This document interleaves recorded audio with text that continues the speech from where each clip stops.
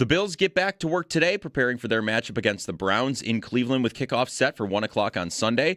They'll have a walkthrough practice where we will wait more on the status of Terrell Bernard, Christian Benford. With Matt Prater being out this week, the Bills signed kicker Michael Badgley to the practice squad and released cornerback MJ Devonshire Jr. Badgley will wear number 32. For more on the signing, visit the piece up on our website, WGR550.com.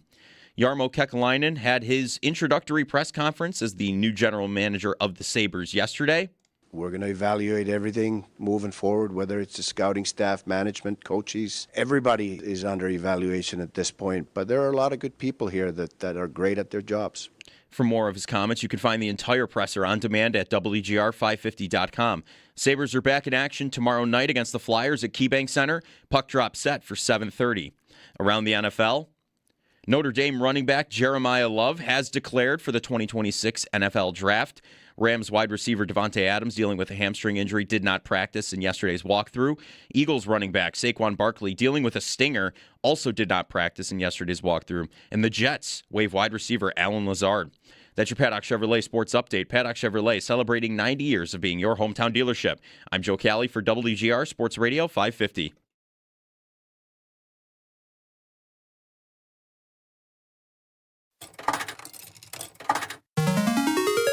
It's Jeremy White and Joe DiBiase. Paperboy. No idea. Nothing?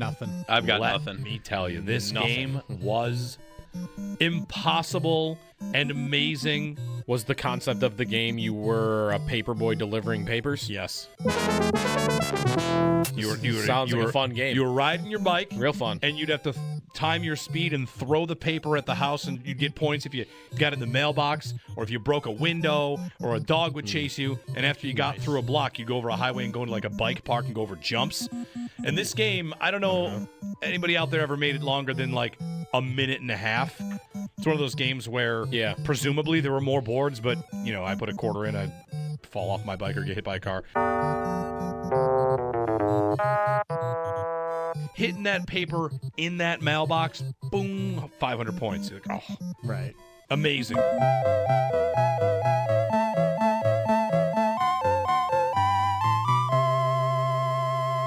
Paperboy. On WGR Sports Radio 550.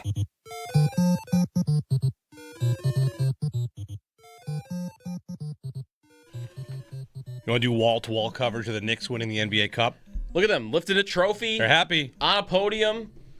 They're wearing Champions. a champion shirt. Champions shirt. 2025 champions New York Knicks. They probably should put NBA Cup somewhere on that T-shirt. Possibly. A little bit more It might be in that bold. little gold band. Yeah. Which is more worthy of the term champions? Winning the NBA Cup or winning an NFL division? First title of any kind since 1973. The graphic says that up there. does some work. Of any kind. They got some hardware. That's better than division. Yeah? Yeah, you're playing the whole league. The whole league does play a tournament, and you win it. Yeah, that's more impressive, even if it's over the course of only, over the course of a month? Yeah. Then I beat 3 teams. Well, in the NFL, especially. 3 teams. Like, I beat 3 teams in an entire season. That's not as impressive as beating an entire league. Right. In hockey, you beat, 7 teams? Yeah, that's a little better. A little better. Right. Congratulations to the Knicks. They're champs. Well, they have a parade. It does say... They probably shouldn't have a No, parade. they probably should not have a parade. It would be kind of funny if they did. Banner, though? It could be New York City, and there's 3 people going by. What's that? That's the NBA Cup champs parade. Right. Oh. Yeah. A little more traffic than usual. They will put a banner up, I'm sure, though. Yeah. I think the Lakers won last year, and they put a banner up. Okay. The league probably wants you to. I'm sure. I don't mean to fully poo-poo this idea because these games are, December NBA games. And it's year 2 of a tournament. Year 2 of any tournament that you've just created is never going to matter. You got to get to year 15. Yeah, and then you wonder if it will matter still, but you could try. They're trying to make it matter as much as the FA Cup matters in soccer. Right. Yeah. They don't have to have it matter as much as the championship. Now, does the FA Cup matter, though, because the Knicks could play kind of a college team? And if the college team were to win it, the college team would be unbelievably thrilled. And also in that moment, if you're the Knicks, you don't want to lose to the college team. Like the FA Cup does have that, right? Yeah, oh yeah. Like Where lower Liverpool play like Derby Corner Store. Sure. From And you don't- wherever. Right, and it's Derby Corner Store's greatest day of their lives. Right, And you exactly. say, don't lose to this It's team. just a bunch of dudes that are playing on on Wednesday nights. Right, exactly. Yeah, if you could get to that where you're playing colleges, I mean, you're just making it, I guess, like an open cup at that point. Yeah. That probably would be more It's interesting. take the Gus Macker all the way to the NBA level. Let a group All right. of 6 guys see how far they can go. Yeah. And of course, probably get smacked down by the NBA. Yeah, All what, right. what you imagine, just like some random dude who plays at the Y and like he's playing Wembenyama, who's Right. 7'5", and can jump 10 feet in the air. I bet you could put some pretty good teams together. Probably not NBA teams. No, not tall enough. All right, 803-0550. Yeah, you don't have to call us about the NBA Cup. It's fine. Jeremy and Joe, good morning. Happy Wednesday. Happy hump day. And we've got lots to get to on the Sabres and, of course, the Bills and the Browns. This, I feel like, will be one of the least talked about games. Maybe the Myles Garrett angle gets talked about. Yep. But the Sabres introduced their new GM yesterday, Jarmo Kekalainen. Spoke with the media and took questions. He'll join us today at 9 o'clock, so we get another crack to kind of, ask some more questions here and there and see what the plan is going forward. And, I'm not sure how quickly there will be action of a plan, but whatever. They've got a new GM, and if you want to tell us what you thought of it, you can do that. Are you motivated by a change in GM? How's your Sabres fandom feeling right now? They play the Flyers tomorrow night. And they are definitely not dead. He says he's firmly of the belief they can make the playoffs. They would have to really win a bunch of games. They would have to go on a win streak or just start to play at a pace that is, much more impressive than what they've done so far. They are 6 points out of a playoff spot with basically 60 games to go. You got to make up a point on everybody every 10 games. So that whole 6 out of every 10 that Lindy thought they could get, they need 7 out of 10 probably. Yeah. Basically. So he says he thinks they can make it, and I'm not sure if anything else jumped out at you. I've got one thing that jumped out at me that I'd love to discuss with everybody out there because it actually relates to the Bills too. Yeah. I mean, there were a couple little things. I mean, maybe not this one. It's not a little thing, but he did not commit to the coaching staff continuing in its current form. Yep. So whether that means Lindy or whether that means the assistant coaches, I'm kind of waiting, thinking something's happening. Are you bullish more so on Tortorella today? Because John Buccigross tweeted him eating a plate of Chef's chicken parm. Was it Chef's chicken parm or was it just eating pasta and John Buccigross tagged Chef's? Yeah, you think that's more likely? I think so. Well, I don't know if he was there at that moment. Was he? Was that an old picture of him eating Chef's? I kind of couldn't figure that out. It was Buccigross on a television set eating some Italian dish. You're saying it's chicken parm? That's his thing. Okay. Chicken parm. That's every hockey player's thing. But Buccigross, 87% of hockey players eat chicken parm every day. I got on their broadcast. I think I don't watch it all the time, but I think on their broadcast they rate chicken parms from the cities that they're playing in that day. Oh, and you know anything about this? About Buccigross? Or he does it on Twitter too. Bucci's a big chicken parm guy. Okay. It's kind of a brand thing for him. Sure, but Tortorella's not ranking chicken parms. I don't think Tortorella's involved. I think though when he's on the show, and then he'll put it in front of Tortorella and ask him to rate it for him. That I can see. Or that Chelios, whoever's on that broadcast. All right.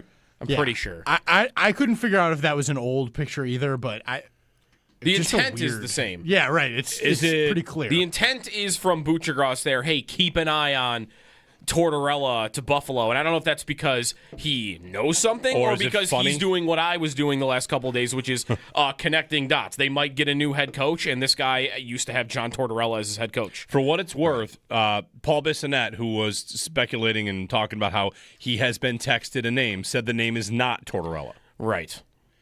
I don't know who the name is. And said it's not Pete DeBoer. Okay. I think he said this. I think he also said that. All right.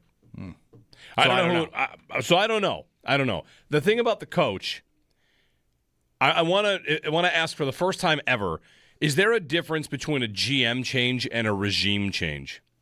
It's not a regime change until more people get changed. Yeah. Right? And if Jarmo, who he says he has full autonomy over the hockey department and can spend to the salary cap, and that'll be written 1,000 times and will be repeated 1,000 times. I will say... But the actions of that will be what tell the story. That's true. That's a question, though, that Adams never used to answer directly. He always answered it differently. He always would kind of feed around it. Yes, right? That's right. He always kind of indirectly answered it. Like, he would kind of more start to get you to, why does it matter if we spend to the cap? Right. Like, I'm just not going to spend money on bad players just to spend money. Right. Like, that's always how Adams answered the question. And yesterday, Yarmo was like, oh, we can spend at the cap. Yep. Like, maybe it's not different, but he answered it in a much more direct fashion than the last GM used to. Sure, and maybe there are conditions on that. The other thing about this is a smaller point. I didn't expect to get to it 6-11, but we'll do it. You're allowed to spend at the cap. Are you allowed to give out a $50 million contract where $40 million of it is like already front loaded? Right. Where every year it's signing bonus instead of salary, because that's what players want. And the Sabres appear to not give that kind of contract out that much. Is the sticking point between the Sabres and Alex Tuck that he wants it to be $10 million signing bonus a year, $1 million salary? Because the Sabres don't have a lot of deals like that. And that the difference there, it's like lockout protection, among other things. But it's just the way that it's taxed also possibly. Yep. Like, players want a different form of contract than the Sabres have seemingly been willing to give out. And if the owner doesn't want to do that, that's going to hurt the ability to get free agents, even though the owner might want to go to the cap. Like, yeah, okay, but you got to sign this kind of contract. Are you able to do that? I don't know. Because that would have fallen under the umbrella of what he said yesterday, which is I have every resource to run this hockey environment. Every resource, one of the things that would qualify under that is I can give out any type of contract that I want. Right. I can trade anybody I want. I can do anything I want. So that will have to be... We'll see. That'll have to be show me what you do, and I'll know if you have that. The thing about full autonomy, Lindy is a sensitive subject maybe here for some people or maybe for everybody, because Lindy's got a lot of respect in this community, right? People love Lindy. I will have a hard time believing he has full autonomy unless he fires more people. Like, you come in like, oh, everybody here actually was already good. And he started to kind of say that when he said, there are a lot of people here doing a very good job. Yeah. Okay, so assistants for you, coaches. Do you what I think about the Sabres right now? Maybe they can make the playoffs. He thinks they can make the playoffs. If they're not changing coach, then I don't know what changes materially on the ice. They're not going to change systems. Are they going to change their pregame speeches? And he thinks working and not losing to teams with less talent is unacceptable. That's debatable how many teams have less talent than them. Like, whatever. This idea they have all this talent is debatable. But you kind of have to change your coach to be taken seriously in this spot. Kevin Adams got the job and kept Ralph Kruger. Yep. Not his coach. What happened? Eventually he fired him, and then he elevated Don Granato from within the organization, and then he dipped back and hired an old coach that was tied to the organization. Like, what I'm hungry for is not specifically Tortorella or DeBoer, but I am definitely hungry for the GM has a guy he thinks runs a good ship and a real NHL team. What that team does is go out and say, I hired a GM. The GM hires this coach. This is the regime. That's the new regime. Keeping legacy people in place is not a new regime. Right. So is that I'll ask you out there at 803-0550. Not even saying it's fair to Lindy, or it's not really even about Lindy. It's just you hire a GM, you change your coach. Or at least the GM often does, even if you don't want them to. And I don't know. Like, you kind of think by Thursday there could be someone else behind the bench. I still think that. We are running out of time. That's tomorrow. That would happen today. He sounded like somebody to me, though, that thinks they could be getting a better job out of that position. That, like, who does that fall under? If you think the players are really talented, which, again, I think is very disputable, but okay, you think that this is a very talented hockey team and that the reason that they've been losing games is because they're not showing up and working hard on a night-to-night basis, that's a critique of the coach, I think.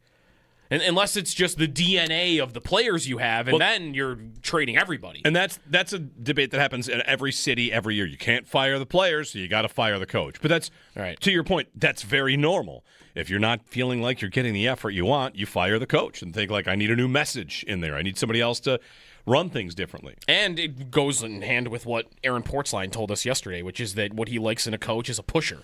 Yeah. That's the type of guy that he's looking for. So I think it could still happen. It could still happen by tomorrow. It could happen very quickly. I mean, I guess there's also a question of whether Lindy is still working in the organization, just not as the head coach somewhere along the way. Yeah, there's been speculation about bumped up to managerial stuff like president of hockey operations. Like, I would be surprised if they were done, if this was it. Because you're right, it's not really, I mean, no, can you call it a regime change from the first day of the season to now? They actually don't have anybody else different working in the building. You just took somebody out. Right. That's all that's really happened. Everybody else would be the same. But I think there's probably more to come. Coaching staff especially. You would think. And then there's the conversation about what to do with Alex Tuck. The Alex Tuck contract, yes. I found yesterday on Twitter, which was healthy for me and also bad for me, this is how this works. When I argue with people about the Sabres on Twitter, it was kind of good to get back to doing that because I hadn't done that in quite some time, so it made me realize, like, oh, yeah, all right, that's still in there. But I also lost my mind doing it, so it wasn't good for me. Like the Tuck conversation will be sign him, trade him, keep him and try and make the playoffs and let him walk, and it'll all come down to where they are in the standings. I feel sorry to kind of say it this way. I kind of think I don't have any idea what I want them to do with there. I think Tuck? Yeah, I think the smart thing to do is probably not to sign him long term. Okay. But at the same time, I very much am of the belief of, like, keep good players. You have good players. Yeah. Don't fall in love with the idea that, just trade him for this 22-year-old, and this guy will just become good. Yeah, I very much know what I want them to do with Alex Tuck. I want them to pay him. Okay. And even if it's what Darren Dreger say yesterday, north of Adrian Kempe, which is going to be like $11 million per year, like, if that is what the cost is, I'm willing to pay it. Like, is it smart? Like, again, it kind of depends what you think smart is. Is smart just avoiding bad years of contracts? Any bad years of contracts? Is 2 bad years of a contract that you're regretting on an 8-year deal, was that not smart? If I got 6 good years? Right. What about if I got 5 good years and 3 years on the deal that I regret? Is that's now a dumb move? Because to me, like, that's going to lie in the eyes of the beholder. Like, to me, that's not bad. That's not dumb. If I get 5 really good years out of a player and 3 where I got to either trade the guy off my books to a bad team or I've just got to eat it and he's got to play on my 4th line for a couple of years, like, to me, you could still argue that is very much worth it. And I don't see anything from Alex Tuck that makes me think he is, like, ready to fall off the cliff. He's, like, one of the best skaters in the National Hockey League. So if there's injuries that pile up down the road, like, that could happen. But I very much want them to pay him with the knowledge that, yeah, probably at the end of it, it's not going to look good. Because what do good teams do? What would a good team with Alex Tuck do? They would just pay him. They would just pay him. They'd probably pay him. They would find a way to keep him around. That's what they would do. So that's what I want them to do, and I guess it becomes more complicated if the season rolls along and it looks like that he either doesn't want to stay or they just can't make the bonus money work or whatever the reason would be. Well, and then it's whether I keep him for the rest of the year and risk losing him or whether I trade him for a pick or something. I don't know if they'll be in the place for the standings for that to even be a conversation. I hope they are. Right. I mean, that would be the most interesting thing that could happen to them is that they do get back in the race and they get near the deadline and he is not signed. That's the most interesting thing. I agree with that. That was the source of most of my arguing with people on Twitter. People that I like, too, which is always good. It's good to argue with people that you like about things that you care about, like sports. 803-0550, our phone number. On Talk, I could be convinced either way. One thing I am not convinced of, although maybe I should be, Paul makes a compelling case that if they let Tuck walk or trade Tuck, that Thompson and Dahlin would see that as like, all right, we are not serious here. We're not keeping important players. I do wonder how much the change at GM, the change of Adams to Kekalainen, would refresh the idea that, like, we're not some ragtag operation. Again, like, they're the same operation, just with someone else making the calls to other GMs. That's another thing here. Kekalainen was asked were you in on the calls about Quinn Hughes? There were reports the Sabres were in on the Quinn Hughes conversations to some degree. And he said, no, this is my first day here. Like, I've not been a part of these calls. So, whether he knew about Kevin Adams calling in on Quinn Hughes or not, or if he's not privy to that. Like, you are the senior advisor. Right. I thought you were. It feels like the kind of thing that if the Sabres were indeed going to make calls there, you would talk to the other guy in the room. Right. Like, I'm going to call Vancouver for a minute. I'm going to call him about Hughes. Unless did they have those calls in person or when they were out there? All right, like, sure. Did Adams 2 days ago? Did Adams go to the arena like the day of the game and like talk about it in a meeting room in person? Fair. Right. That could happen. That could just because they were out there. And the report was that Byram and Benson were the centerpieces of that deal. Right. But that could have been one where they had talks and it never got advanced enough to where if it had, like if Vancouver goes, I really like Zach Benson. If you want to go first round pick and throw in Noah Ostlund on top of it, and you want to go Ostlund, Benson, and Byram for Quinn Hughes, like we might be willing to do that. If it got to that point, what happens next? Does Adams call Pagula for approval on that, and Terry knows they're about to make a change, and he says you're not allowed to do it? Or does Adams already know they're about to make a change? Right. Like he might have known at that point. Yeah, I'm not sure. And also, how far back does that even go? Right. Vancouver could have been talking about Quinn Hughes for 2 months. 803-0550 to join us. Some Sabres chatter, we'll see. I'm eager to see if Kekalainen can put his stamp on the franchise early, whatever that might be. Yeah. Like if they announce a Tuck contract extension next week, that's a bit of a stamp. Or if they trade Tuck, or if they fire Lindy and hire Tortorella or whoever it might be. He's going to want to put a stamp on the organization. How quickly that happens, anybody's guess. Larry in South Florida is up early here. Larry, good morning. Hey, good morning, gentlemen. Before I get to my Yarrow and Lindy comment, when Hughes was traded from Vancouver, I didn't really hear what they got. I was just shocked. Do you guys feel like Vancouver got enough for Hughes? And then I'll go to my Yarrow comment. They got two very good prospects, one of which I think was a top 5 pick, and then they got a first-round pick on top of that. So, for me, it's a lot, but if you're trading a guy who's arguably the second best defenseman in the world, then I don't think they got enough, no, personally. Yeah, I was feeling the same way. I don't know if I think I would. The offer you just said for Hughes, I think I would have done it.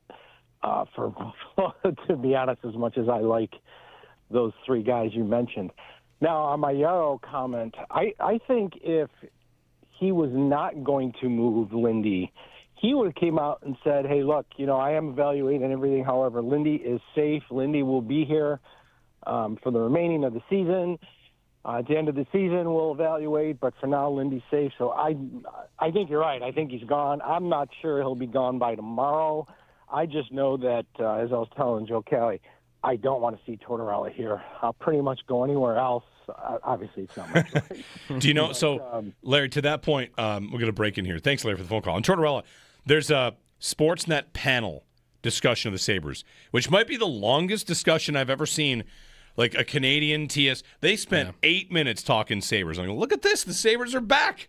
They're just a real conversation. Who is it? Jeff O'Neill and Darren Dreger and a couple others talking about the Sabres. And they said of Tortorella.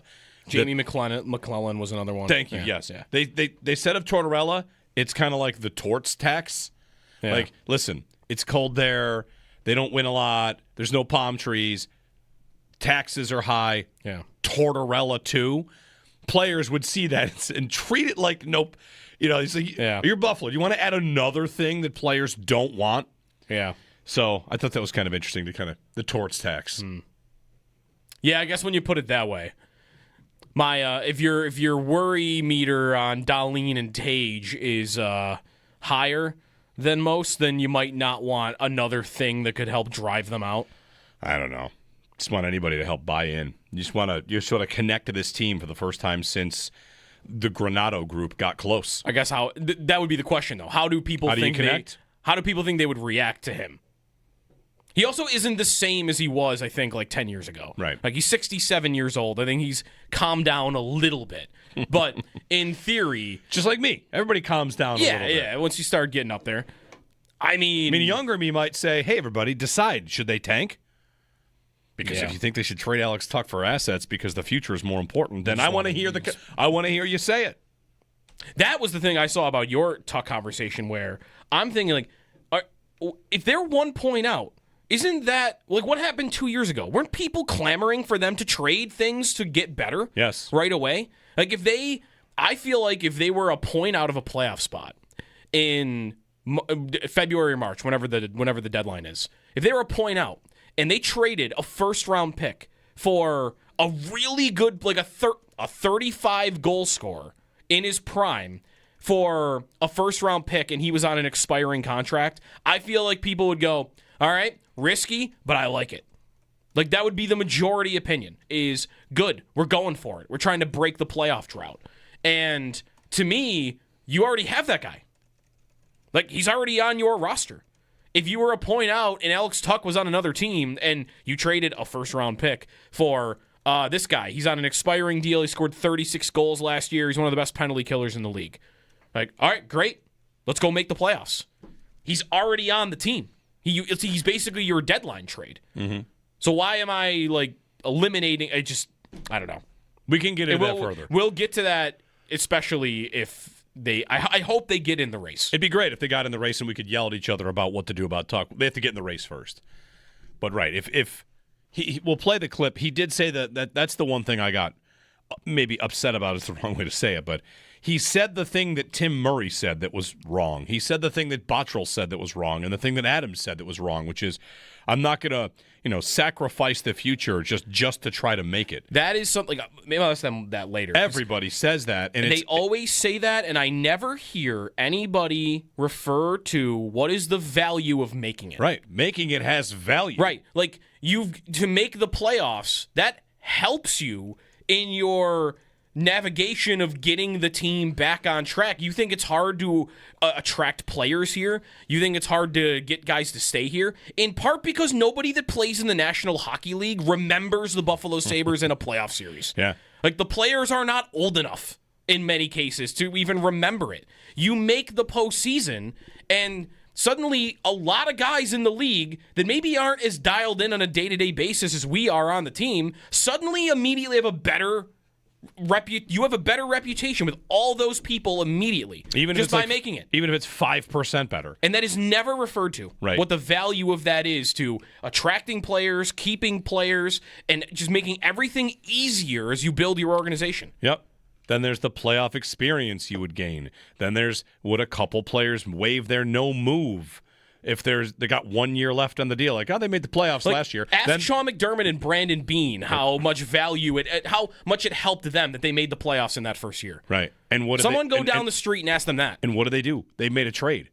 They boosted their they went out and got Calvin Benjamin, who did play actually an important role to get them there. He got a touchdown in the snow game, right? Yep. Like, that team made it barely, and they made a move. And it gained them tons of cachet or whatever. Like, I hate that answer. I don't think he means it, fully. The thing I always say is, like, sacrifice the future. What? Why is everyone pretending? This is what Tim Murray said. I'm not going to trade Sam Reinhart for a rental. No one is talking about that. Like, what? I don't know. We'll see what the Alex Tuck trade return would be, because after yesterday's conversation, I'm feeling like 2 firsts and a great prospect. I don't know. We'll see. All right. Eric, stick with us. We'll get to your phone call as well. 803-0550. On the Yarmo introductory press conference, he will join us today at 9 o'clock. We've got Joe Marino at 8 on Bills Patriots, and moving on to Bills Browns and what the Bills can do going forward, whether or not this defense is good enough to win big. And your phone calls along the way. Some fun, some good stuff. Jeremy and Joe here on WGR.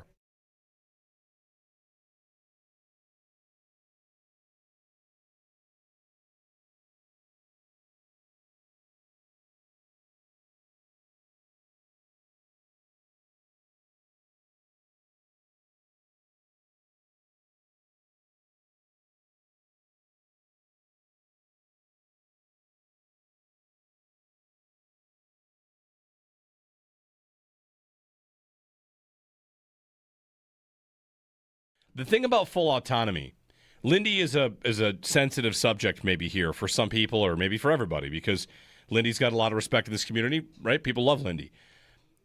I will have a hard time believing he has full autonomy unless he fires more people. Like you come in like, oh, everybody here actually was already good. And he started to kind of say that when he said, there are a lot of people here doing a very good job. Yeah. Okay. So assistants for you, coaches, what I think about the Sabres right now, maybe they can make the playoffs. He thinks they can make the playoffs. If they're not changing coach, then I don't know what changes materially on the ice. They're not going to change systems. Are they going to change their pregame speeches? And he thinks working and not losing to teams with less talent is unacceptable. That's debatable how many teams have less talent than them. Like, whatever. This idea they have all this talent is debatable. But you kind of have to change your coach to be taken seriously in this spot. Kevin Adams got the job and kept Ralph Kruger. Yep. Not his coach. What happened? Eventually he fired him, and then he elevated Don Granato from within the organization, and then he dipped back and hired an old coach that was tied to the organization. Like, what I'm hungry for is not specifically Tortorella or DeBoer, but I am definitely hungry for the GM has a guy he thinks runs a good ship and a real NHL team. What that team does is go out and say, I hired a GM. The GM hires this coach. This is the regime. That's the new regime. Keeping legacy people in place is not a new regime. Right. So is that I'll ask you out there at 803-0550. Not even saying it's fair to Lindy, or it's not really even about Lindy. It's just you hire a GM, you change your coach. Or at least the GM often does, even if you don't want them to. And I don't know. Like, you kind of think by Thursday there could be someone else behind the bench. I still think that. We are running out of time. That's tomorrow. That would happen today. He sounded like somebody to me, though, that thinks they could be getting a better job out of that position. That, like, who does that fall under? If you think the players are really talented, which again I think is very disputable, but okay, you think that this is a very talented hockey team, and that the reason that they've been losing games is because they're not showing up and working hard on a night-to-night basis. That's a critique of the coach, I think. And unless it's just the DNA of the players you have, and then you're trading everybody. And that's a debate that happens in every city every year. You can't fire the players, so you got to fire the coach. But that's, right. To your point, that's very normal. If you're not feeling like you're getting the effort you want, you fire the coach and think, like, I need a new message in there. I need somebody else to run things differently.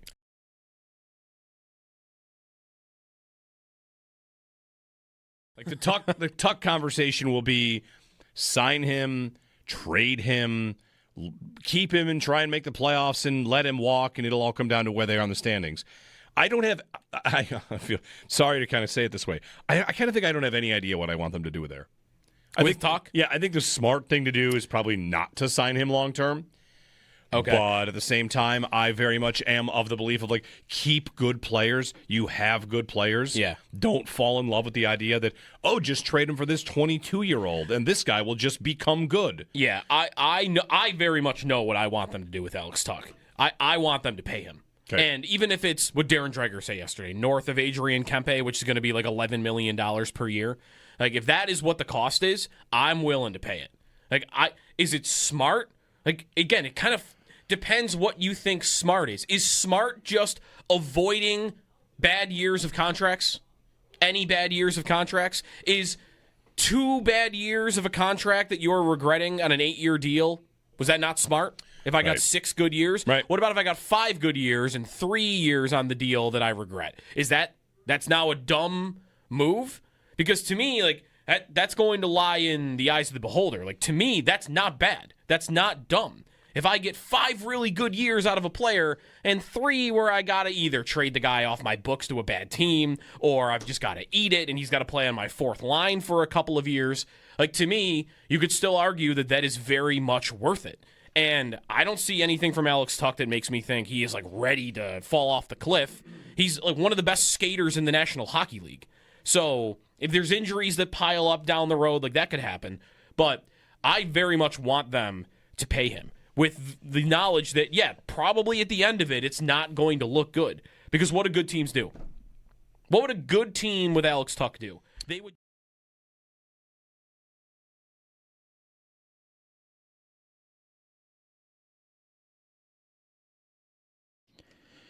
The Bills get back to work today, preparing for their matchup against the Browns in Cleveland with kickoff set for 1 o'clock on Sunday.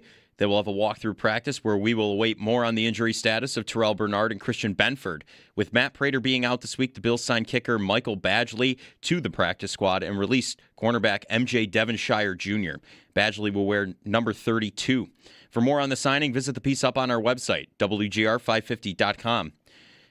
Jarmo Kekalainen had his introductory press conference as the new general manager of the Sabres yesterday. For his comments, you'll be able to find the entire presser on demand at WGR550.com.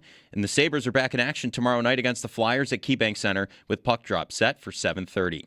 Around the NFL, Notre Dame running back Jeremiah Love has declared for the 2026 NFL Draft.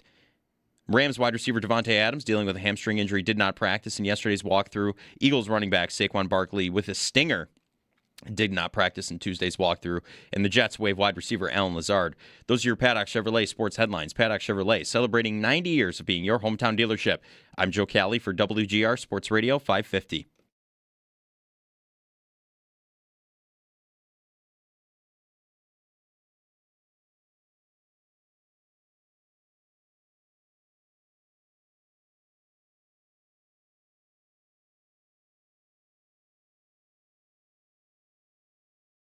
I think you have to ask some hard questions about the coaching. I mean, who doesn't have respect for Lindy Ruff? He's been around the game forever, right?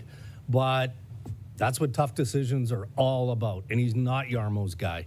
Right. And when you've got a Pete DeBoer floating out there, or maybe another guy that you covet, if the organization is bold enough to fire its GM in season this early, in the first half of the regular season, then I think you have to be open for business to do just about anything. Where do things stand with John Tortorella? Like, does he want to coach again? He's a Jarmo guy. He would love to coach. Well, he's a Jarmo guy. They were together in Columbus. Yeah. You want culture. That's the face of it right there. He does create, regardless of what you... That guy steps in and will immediately demand certain things. I want work. I want this. Like he does, he's demanding. It would be interesting. DeBoer, I think, would be sexier. I mean, just based on... I hear you, but... Well, the one thing Kevin Adams talked about, he said, there's taxes, there's no palm trees. What if you throw torts on top of it? That's the panel, the TSN panel. Darren Dreger and Jeff O'Neill, Jamie McClellan. Good morning, Jeremy and Joe. Torts. If it doesn't happen now, it'll probably never happen. Listen, I just want to say something we would say if another team hired Kekalainen and Tortorella, and that is there are only 64 people qualified to run NHL teams. This is true. Yeah, it's pretty much they just keep shuffling them around like third-line wingers. Like, there's only 17 available coaches at any time. Anyway, Jeremy and Joe, good morning. Howdy. Happy Wednesday. It's a little warm out. I've got some calls to get to. You know what? It is a little warm out. Yeah.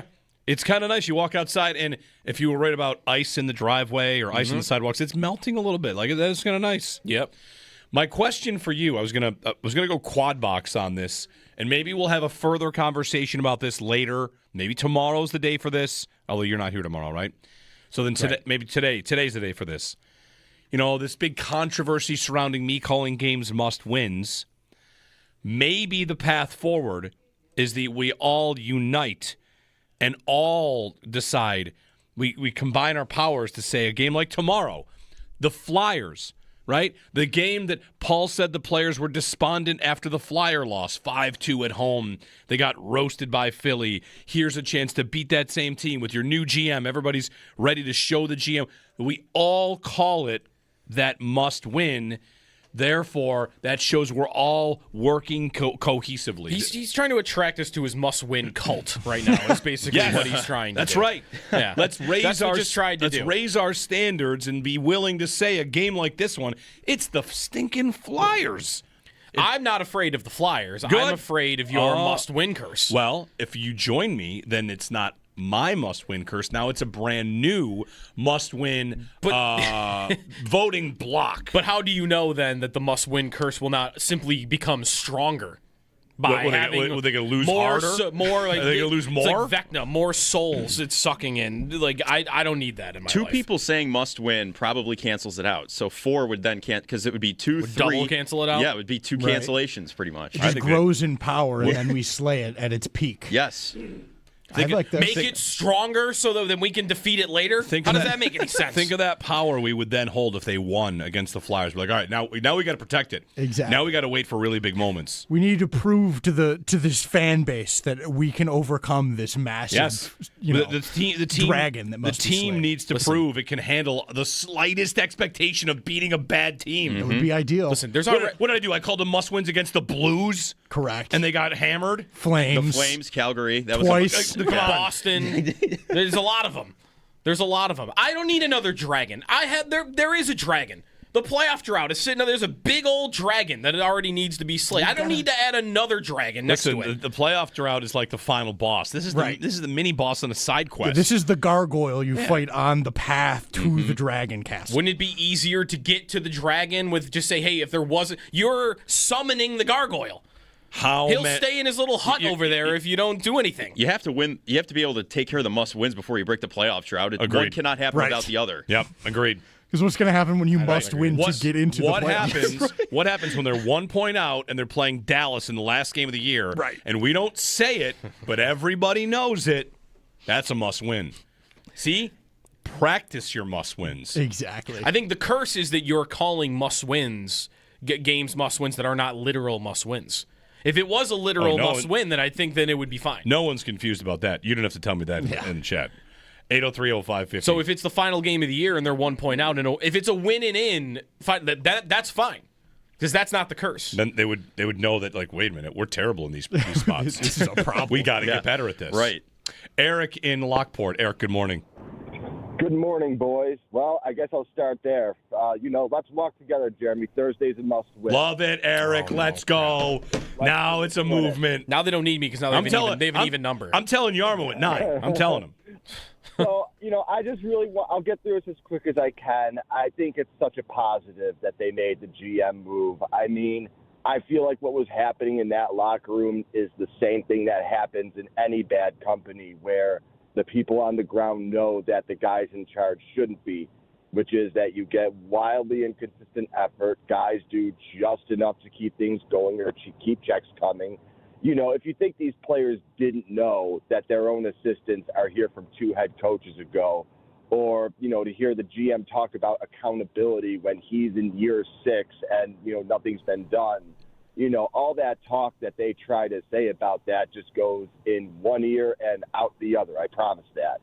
So I just think it's a huge weight lifted off of them. There's a lot more that they have to do. Yeah. But I imagine they start getting wind of this last week, and not, so coincidentally, they started looking a lot better on the ice. And that's just kind of what I want to say. I'll hang up and listen. Thanks, Eric. I feel like if you're a Sabres fan that feels refreshed and feels like maybe something different could happen, I'm not here to poo-poo that at all. Like even though like you might have your doubts, this change should have happened 2.5 years ago, and then 1 year ago, and then before this year. Like it should have changed multiple times. So this idea that like a change at GM could bring a different fate. Of course, you're supposed to get refreshed like this every 3 years, and this is the most refreshed you might feel because you kind of missed one of the cycles. So I kind of find myself feeling that way, even if I am, to use one of Howard's old phrases, like Charlie Brown trying to kick the football, and Lucy pulls it away. Like, I know I might be a sucker to some degree, but I have a little bit of I've got a guy in the job that has relationships with other people in hockey and GMs, and I want to go look at his former trade partners. Like, who does he have a good relationship with? Who's he going to be able to get a deal done with? Who's he going to get to take UPL if he wants someone to take UPL? The 3 goalie situation, is he going to get that rectified, today? Within days? I mean, Ellis is hurt, so I guess you don't have to do that yet. But as soon as he's back, it sounds like they're going to get that done fast. So maybe he's got that just action, right? Oh, all right, I got the plan. As soon as Ellis is back, here's what's going to happen. Yeah. That'd be refreshing. 803-0550 to join us, and 1-888-550-2550. Jeremy and Joe. One little thing I did not like from Yarmo yesterday is you hear his tone when he was asked about the playoff drought? That it's not theirs? Kinda. I don't even blame him because that's how every Sabres coach or GM has answered that question for 5+ years, right? Yeah, right. Really ever since the drought became the drought, that's how Botterill answered that question. That's how Adams did it. It's how Kekalainen did it. It's how Lindy did it. It's how Granato did it. It's like we're not really focused on it. They kind of, I think they're doing the thing that they're probably taught to do to that question. Mm-hmm. And I think it comes off as pretty dismissive of that question. So yesterday he referred to it as that thing, the 14-year playoff drought. I told the players not to think about it. And again, that's probably how you should treat it. But is that what you should say when you're asked that question? Because I went back again, because it always reminded me that the Bills did it very differently, and watched how Sean McDermott and Brandon Beane answered that same question about the Bills drought at their introductory press conferences, and you can't believe how different a tone it is. It is so refreshing hearing how McDermott especially answered that question 8 years ago about how the team, we own that now. And he told a story about talking to Bruce DeHaven about how the fans are still passionate and that the drought is this giant thing for them. And there was an acknowledgement from Beane and McDermott that it's a real thing. Yeah. And it matters to the people here. And I never, ever get the sense from the Sabres that they want to ever think about it for a split second. Well, and I just think it comes off as very dismissive. It is very dismissive. And go back to 2 years ago when Kyle Oposo said fans were booing their performance on the ice. He said, that's not us. That's the playoff drought. Right. No, we were booing you. Right. We're booing the team on the ice. To try and skate away from the accountability as the captain of a team that was performing poorly by saying, they're not really mad at us. Yeah, they are. Right. Yeah. I just think it's if you're gonna own the crest and you bleed blue and gold and you want players that want to be here was a thing for a while. If you want everything the history, everything that comes with being a part of the organization, that's a part of it. Imagine the flip side. Let's flip it around. Because fans have to live with it. You become the manager of the New York Yankees. Mm-hmm.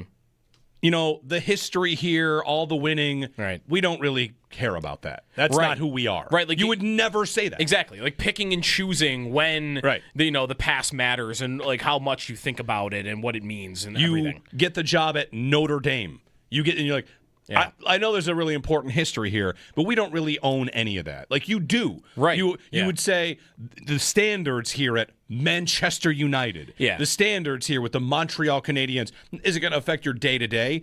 No, but you absolutely own everything that comes with your crest. Right. 100%. And there's nothing Kekalainen said yesterday to me that is that damning that he said about the playoff drought. I agree. It's an overall attitude that they have had and everyone has had about that question and the existence of the drought for really its entirety. The proof of that will be if they are 1 point out with a week to go, your building will be more breathless than it will be in Colorado. Yeah. It's this is just Thursday for us. Right. We've won cups. Anyway, 803-0550. You see what they're doing? Speaking of that, let me tell you what they're doing in Pittsburgh. The Pittsburgh Penguins just had a policy they introduced apparently yesterday regarding tribute videos. And I'll let you know where they are as an organization. That's next.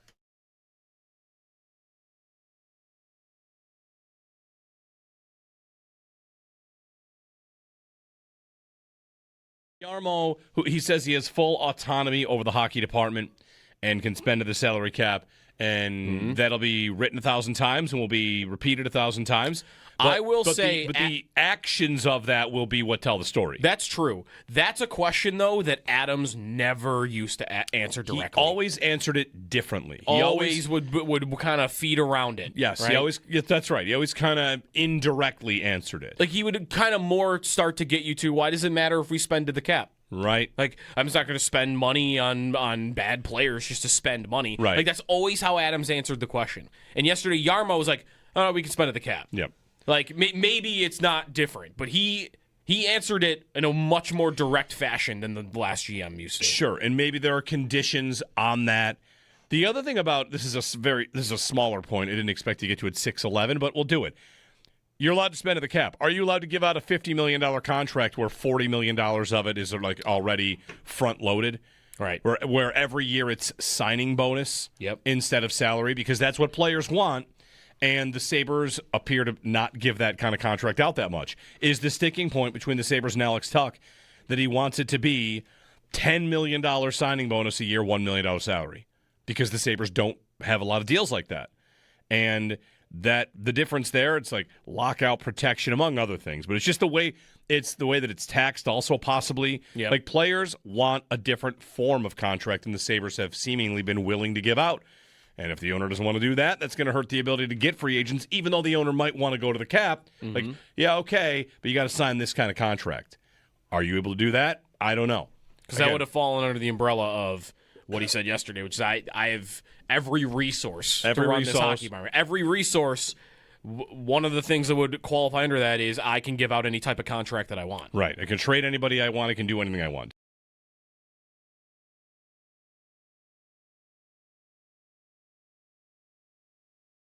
Like the Tuch conversation will be sign him, trade him, keep him and try and make the playoffs and let him walk, and it'll all come down to where they are on the standings. I feel sorry to kind of say it this way. I kind of think I don't have any idea what I want them to do there. I think the smart thing to do is probably not to sign him long term. Okay. But at the same time, I very much am of the belief of like, keep good players. You have good players. Yeah. Don't fall in love with the idea that, just trade him for this 22-year-old and this guy will just become good. Yeah, I very much know what I want them to do with Alex Tuch. I want them to pay him. Okay. And even if it's what Darren Dreger said yesterday, north of Adrian Kempe, which is going to be like $11 million per year, like if that is what the cost is, I'm willing to pay it. Like, is it smart? Like, again, it kind of depends what you think smart is. Is smart just avoiding bad years of contracts? Any bad years of contracts? Is 2 bad years of a contract that you're regretting on an 8-year deal, was that not smart? If I got 6 good years? Right. What about if I got 5 good years and 3 years on the deal that I regret? Is that's now a dumb move? Because to me, like, that's going to lie in the eyes of the beholder. Like, to me, that's not bad. That's not dumb. If I get 5 really good years out of a player and 3 where I got to either trade the guy off my books to a bad team or I've just got to eat it and he's got to play on my 4th line for a couple of years, like, to me, you could still argue that is very much worth it. And I don't see anything from Alex Tuch that makes me think he is like ready to fall off the cliff. He's like one of the best skaters in the National Hockey League. So if there's injuries that pile up down the road, like that could happen. But I very much want them to pay him with the knowledge that, probably at the end of it, it's not going to look good. Because what do good teams do? What would a good team with Alex Tuch do? They would just pay him. They would just pay him. They'd probably pay him. They would find a way to keep him around. That's what they would do. So that's what I want them to do, and I guess it becomes more complicated if the season rolls along and it looks like that he either doesn't want to stay or they just can't make the bonus money work or whatever the reason would be.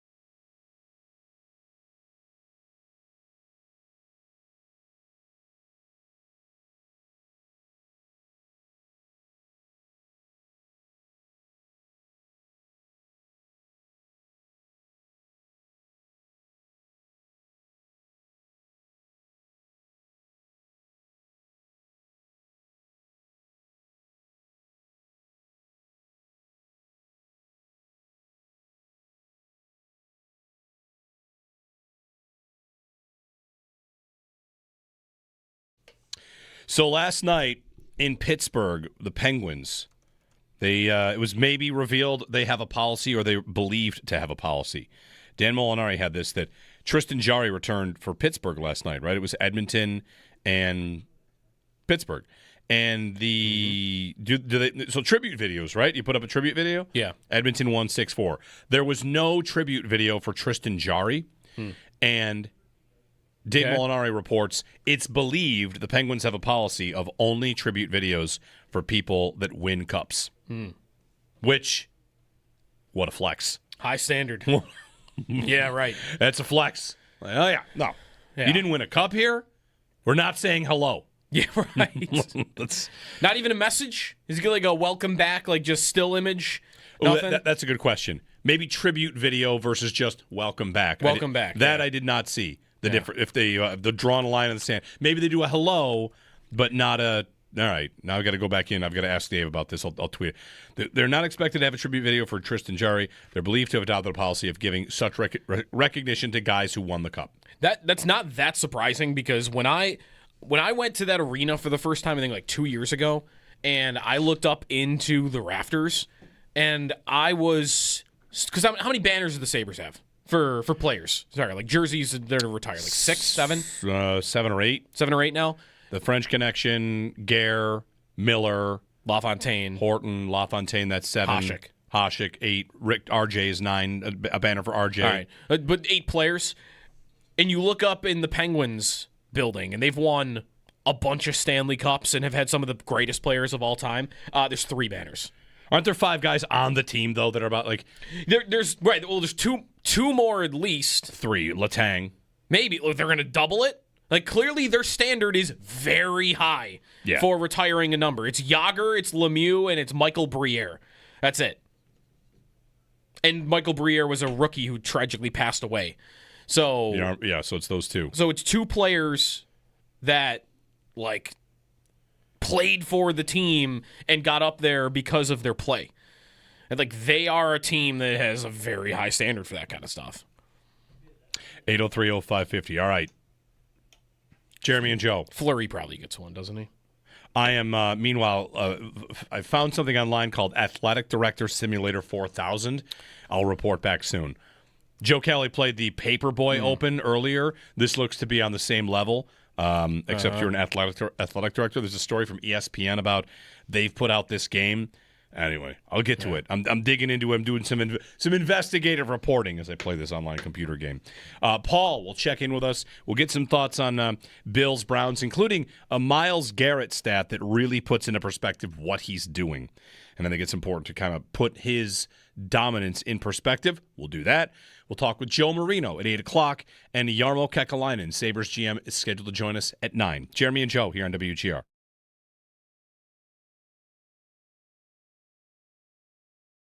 The thing about full autonomy, Lindy is a sensitive subject maybe here for some people or maybe for everybody, because Lindy's got a lot of respect in this community, right? People love Lindy.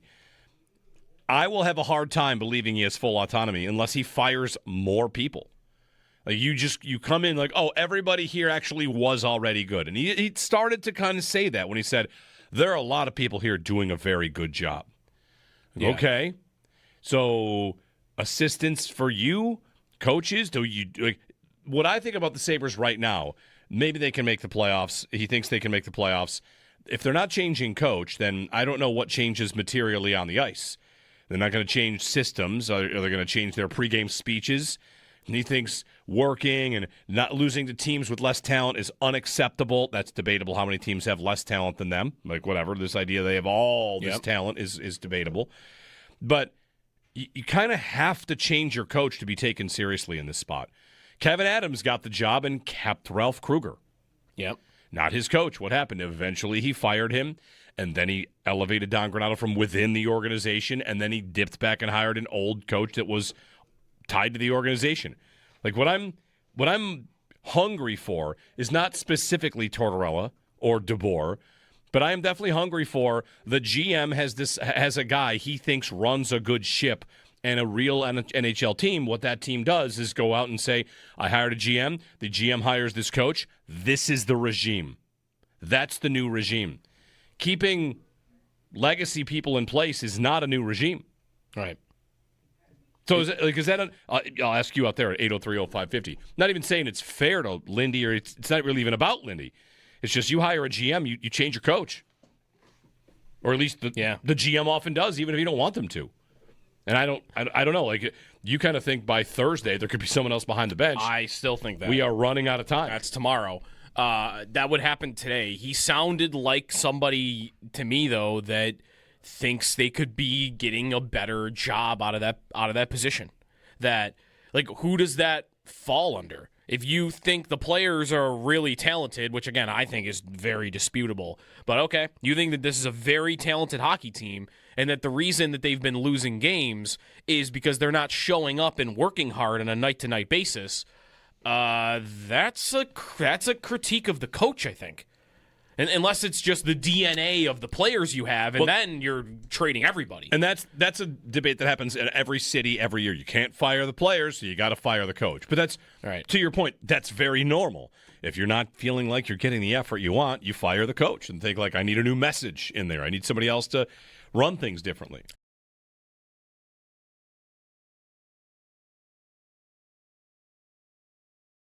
Yarmo, he says he has full autonomy over the hockey department and can spend to the salary cap, and that'll be written 1,000 times and will be repeated 1,000 times. I will say... the actions of that will be what tell the story. That's true. That's a question, though, that Adams never used to answer directly. He always answered it differently. He always would kind of feed around it. Yes, right? That's right. He always kind of indirectly answered it. Like, he would kind of more start to get you to, why does it matter if we spend to the cap? Right. Like, I'm just not going to spend money on bad players just to spend money. Right. Like, that's always how Adams answered the question. And yesterday, Yarmo was like, oh, we can spend at the cap. Yep. Like, maybe it's not different, but he answered it in a much more direct fashion than the last GM used to. Sure, and maybe there are conditions on that. The other thing about this is a smaller point. I didn't expect to get to at 6:11, but we'll do it. You're allowed to spend at the cap. Are you allowed to give out a $50 million contract where $40 million of it is like already front loaded? Right. Where every year it's signing bonus instead of salary, because that's what players want. And the Sabres appear to not give that kind of contract out that much. Is the sticking point between the Sabres and Alex Tuck that he wants it to be $10 million signing bonus a year, $1 million salary? Because the Sabres don't have a lot of deals like that. And that the difference there, it's like lockout protection, among other things. But it's just the way that it's taxed also possibly. Yep. Like, players want a different form of contract than the Sabres have seemingly been willing to give out. And if the owner doesn't want to do that, that's going to hurt the ability to get free agents, even though the owner might want to go to the cap. Like, yeah, okay, but you got to sign this kind of contract. Are you able to do that? I don't know. Because that would have fallen under the umbrella of what he said yesterday, which is I have every resource to run this hockey environment. Every resource, one of the things that would qualify under that is I can give out any type of contract that I want. Right. I can trade anybody I want. I can do anything I want.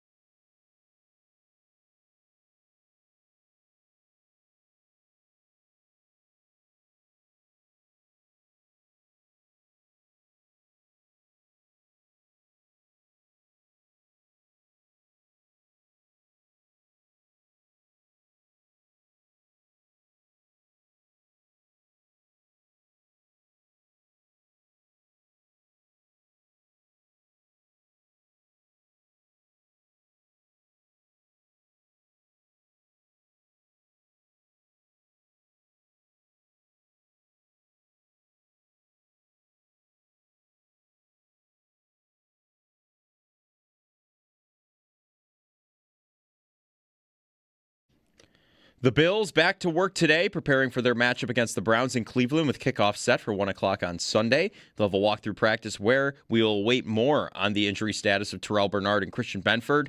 And with Matt Prater being out this week, the Bills did sign kicker Michael Badgley to the practice squad and release cornerback MJ Devonshire Jr.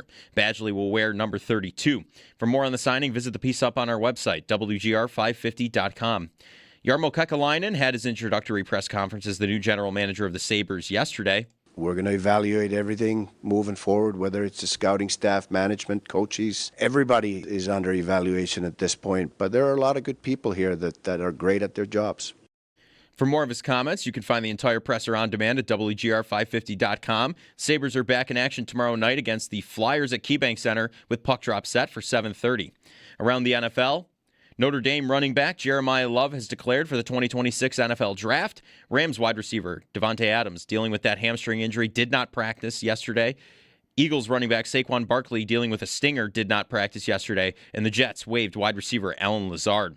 That's your Paddock Chevrolet Sports Update. Paddock Chevrolet celebrating 90 years of being your hometown dealership. I'm Joe Cali for WGR Sports Radio 550.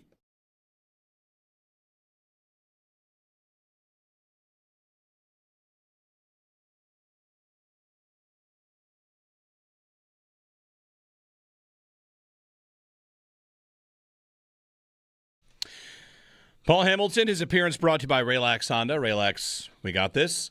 Paul was at yesterday's press conference, the introductory press conference for the Sabres' new general manager, Jarmo Kekalainen. We'll get his thoughts on it and moving forward, like what other changes could come, if anything, as he joins us here on this Tuesday morning. Coming up later in the show, 8 o'clock, Joe Marino, and 9 o'clock, Jarmo Kekalainen himself scheduled to join us. So stick with us. You know, we got plenty of Bills and Browns coverage on the way as well. Paul, how are you today? Good morning. I am well. How are you? I'm all right. Had a good time listening to the press conference. You know, it's a introductory presser. It's hard to get these wrong. And if you sound buttoned up and sound professional, you kind of get it right. I thought Jarmo Kekalainen sounded like a guy that's been in that chair before. You know, like he had a command about him and sounded like a GM. So, you know, that's a passing grade, if nothing else. Well, yeah. I mean, he knows what to expect. He knows what he expects from players, coaches, people inside the organization. And it sounds like he's not going to accept anything less. And that's one of the things that, you know, asking around about him, you know, when he first got here, I started asking people I know and that I see in the press box and about him. And every single person who knew him or worked with him or knew people that did talked about how he's a no-nonsense guy, that he will look you in the eye and tell you exactly what he thinks. He'll have those hard conversations with you, no matter how uncomfortable they might be. And first thing out of his mouth was, you know, he was upset at what he had seen this year because there were too many games where the team got outworked. And he goes, his quote was, well, there was games where we looked like we thought it was going to be easy, and we lost because we got outworked, and that's unacceptable. And Lindy Ruff said the same thing when he came back, and for a while there were consequences, and he was holding people accountable. That seems to have gone away. You know, when I hear well, they got worked or whatever, I haven't seen too many players get benched anymore or not wind up in the lineup, and so I'll be interested to see. Okay, it's unacceptable. What's going to happen when you see it? Right. You know. And even if you've thought that to this point, Paul, like it kind of sounds to me like that's a critique of the coaching staff, isn't it? Like you're not getting these guys to do this on a night-to-night basis. Who does that fall on? That's usually the coaches. Well, no, I think that was more at the players when he says something like, we looked like we thought it was going to be easy. I don't think that necessarily comes from the coaches. I think where it comes from is, you know, what I look at is when it's the coach's problem is Why is that? Okay, it's unacceptable. And we hear in the locker room, well, that's unacceptable. And we hear after the game that's unacceptable, but why are there no consequences? When I watch the same players make the same mistakes over and over again, and they're still playing, or they're still, they don't wind up on the bench anymore. It just, there were consequences before, but when the way he worded that, that's more at the players. He goes, when he's talking about, it looked like we thought it was going to be easy. Well, the coaches are never going to act like it's going to be easy. And the players, I think, sometimes are the ones that get overconfident. And Tage Thompson has addressed this many times. Like we get full of ourselves. We win two or three games, and then we get full of ourselves. And then we think it's going to be easy, and he gets disgusted. To me, that's more on the leadership group on this team, of holding people accountable as players, and more than coaches. I guess what I was thinking for that is that it's the coach's job to get that out of the players, and if you don't think it's the coaches, then you would think that the players have a DNA problem when it comes to that. And then if that's where you end up, then I guess you're talking about wholesale changes. Yeah, definitely. I mean, it happens too much.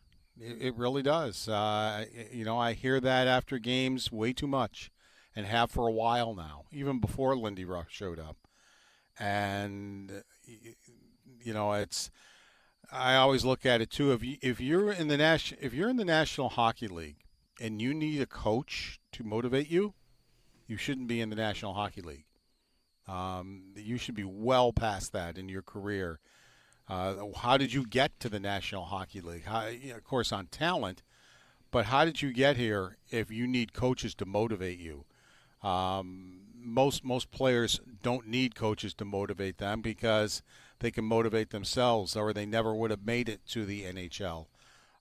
But when it doesn't happen time and time again, I think the consequences have stopped being there for these players. Where when Lindy Ruff first got here, I think he was holding players accountable, because that was the big thing. Players are going to be held accountable. It's almost like, well, Granato didn't do that. And he didn't, because he didn't believe in it. He doesn't believe in benchings. He feels all that does is make players more uptight, and they don't play freely. But Lindy Ruff believed in him to start, but it doesn't seem like he believes in him as much now. Felt like Granato, Paul, part of his problem might have been he didn't have many players. He didn't have depth he felt like he could go to and still win. And the Sabres, do they have that depth now? Like, we've seen the young guys come up and look kind of good. Like the Ostland thing sending him down, where Lindy basically talked about how he did nothing wrong. He went down for the numbers game of it. Like, that is part of the problem, is it not? If you want to bench somebody, you could bench somebody, but you can't put the third goalie in there, like in their spot. So, like, that's a spot where the Ostland thing and the three goalie thing could have really hamstrung the coach himself, which would push the GM a little further out. And the three goalie thing was talked about, and he admitted that has to end. It's right now it's fine. He said right now Ellis is injured, so you only have two goaltenders, but he agrees that it's just not something that's going to work, and they're going to have to make a decision, of what they're going to do with three goaltenders, because he admitted that they need to get it down to two. And then you're not worried about Ostland having to go down when you have that extra roster spot. Where would your it's going to be different maybe every day? Like, do we have any idea who they would be looking to on that? He did talk about Ellis and like why they wanted him in the first place, Paul. I don't know. Does Lyon make the most sense? Or like, would that be your guess at this point if you had to pick one of who they'll actually move on from when everybody's healthy? If it were me, I would be angling towards keeping Ellis. I've liked what I've seen of him for the most part. I think there's a possibility, and we can't tell. We haven't seen a big enough sample. We really haven't seen a big enough sample of what Devin Levi is going to be in the NHL. But I really liked what I've seen of Ellis. I like his rebound control, except for one game, the Calgary game. and I think he might have a pretty good opportunity maybe to be the best of the bunch. So now I wouldn't ignore a team like if the St. Louis Blues called and want him back, and they think, well, it doesn't look like they're going to waive him, so if we want him back, we're going to have to trade for him. I would certainly listen to what would be offered. But if it were me, I would put both Lyon and Luukkonen out there. I'd have word out there that either one is available, and I would listen to the offers, and I would take the best offer between the two, and move one of them from there, and then go with the other two. But I would keep Ellis in the mix if I could. But again, I would not ignore calls about him if somebody wanted to call and about it. But that's the way I would be looking at it, and Lyon with, being a veteran, any team that's looking for a goaltender right now that has a goaltender out. Now the Winnipeg Jets have gotten their goaltender back, but I thought that would be a perfect landing spot for him because Comrie is not the answer. I mean, when you have Hellebuck out for a long period of time, they need to do better than Comrie. But the problem is that Hellebuck likes Comrie very much. So I think to satisfy him, they keep him around. But he's not a very good backup. I think Lyon would be a huge step up as a backup goaltender. And I think, than what Comrie is for them. Paul Hamilton with us. Paul, of the things that Jarmo said yesterday, he answered the question about resources and cap space. When he said that they have the ability to spend to the cap, did he not answer that to you differently than Adams used to? I feel like Adams always used to dance around that question, and Jarmo just sounded a lot more direct yesterday that they'll have the ability to spend to the cap. No, I disagree. Adams always said we have the resources to spend whatever we want. There is no budget, that he has to follow as far as from the salary cap standpoint. He always talked about that Terry Pagula allows him to spend whatever he needs to spend out there. And,